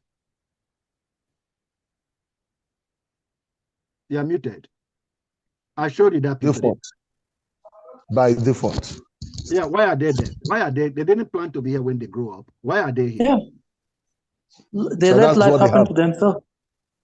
They let life happen to them. Let life happen. God. That's a picture of God, allowing God to. Oh yeah. When you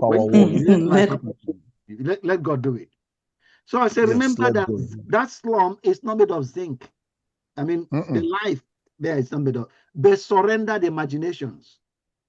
They just surrender. That's where I'm born. So that's just where I am. We surrender to God. Reclaim your creative power.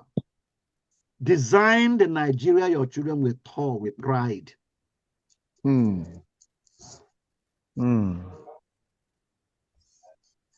That's it. There's more. But I'm going to stop. Nigeria's crossroads, hunters or farmers. This will take you to another level of thinking, because it will expose a lot of things about our lives.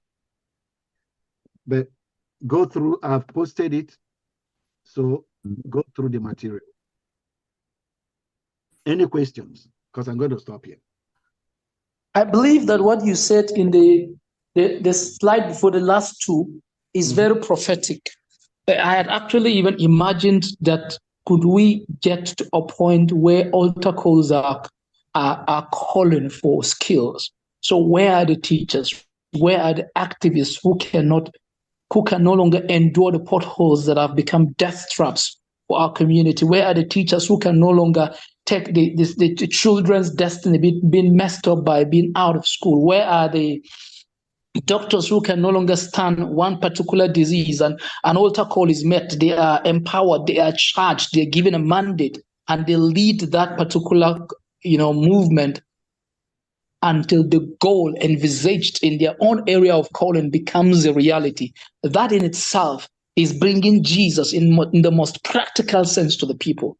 So I really that really was very, very it resonates very, very exciting to me. It resonated a lot with the vision that's forming in my mind as to how we need to mobilize these people. In fact, because of some of the things I had been thinking about, but you clarified a lot for me today. So after the class, I'm putting a call across to someone who is being gifted with security, because my community on the plateau, though it's less now, but it's still happening around plateau. I want to talk to him and see what we can do about that, because I believe God's called him into that, and with collaboration, maybe we can begin to hatch several measures that can track down these attacks on our people, so that they can go back to the farms. Because if they are not there, the crisis of survival will continue to increase. Yeah. And when the times are tough, dreams are buried. Children cannot go back to school. Their health is on the line. A lot of things go wrong with society. So we have to tackle that issue of security. And I felt this was more of a call for me to do that immediately. Thanks for sharing that, Pokis. Okay. Ben, you're muted. We can't hear you.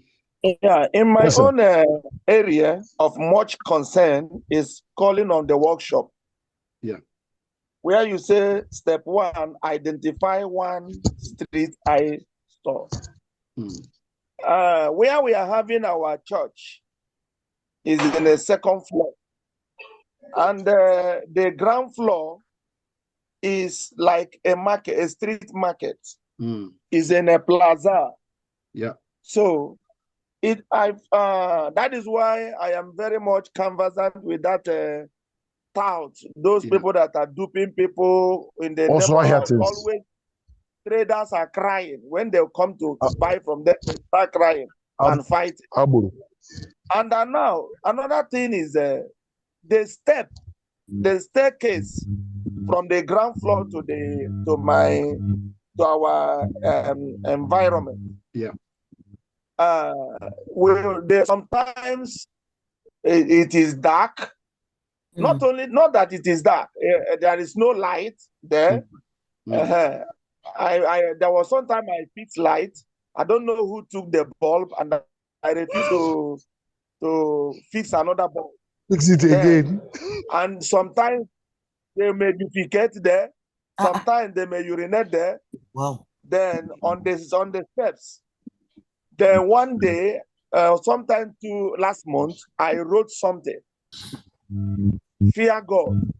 And if you try urinating here, you will face danger of sudden death. Then they ran away from that our step and now go down. They went down. So, but this teaching now is stirring me. Not only writing on the board to threaten them, so go now, put a small light on those places, repaint the staircases again, let it be neat, and then maybe with some inscriptions of God is watching, God loves a beautiful environment, don't dirty it, and so on and so forth. Yeah.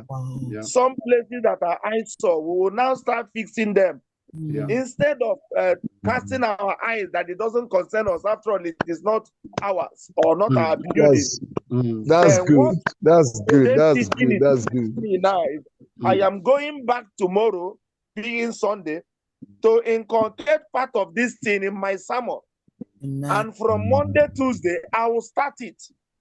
Amen. Amen. So that's just what I benefited from today's lecture, especially in this calling for workshop. Yeah. Well done. Thank you very much for that. Thank you for sharing that. Anybody else want to say something before we close? So I needed to find out something. I've been blessed so much. Finishing up this course by next month? Sorry? Are we still finishing up by next month? Well, that's what I had promised you. If you want to carry on, you haven't, like I said, I'm only in workbook 3. There is workbook 4 to 13.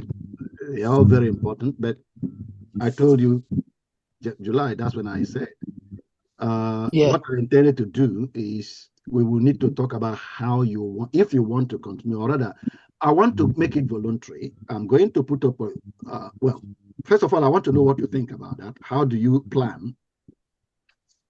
I was thinking that by July, there was going to be the residential that you were coming for. Is that still happening? No. I said it right at the beginning that I'm not coming. At the first 2 weeks, second week, I said the number of people that have enrolled will not send enough to bring me. I pay a lot to come to Nigeria. Okay, so what number of people would have brought you? 100 at least. 100. When? Well, like I said, what I had said, if you remember, in May when we started, I said, and each one registers. If you have 100 people register, at how much will you come? At how much what? Or what's the registration fee? I don't know. You can work that out. I'll leave all of that for you people in Nigeria to organize. I was only talking about my ticket to come to Nigeria. So okay. I said they are too small for me. I don't use the word too small. That's not too small for me. It's not that. It doesn't matter whether it's only 5 of you. I will have come. But the ticket is so expensive now. Yeah. In July is the peak period. Yeah. But if there were many of you, I don't mind sacrificing that. But I said, since there are quite a few of you compared to what I had planned, let me give another room, see if there will be more pastors that can join, so that when I come, will be more people. That's what I had said in July. Sorry. Does it have to be just pastors? Sorry, no, it doesn't have to be pastors. I have something. I have okay, something so to say on this.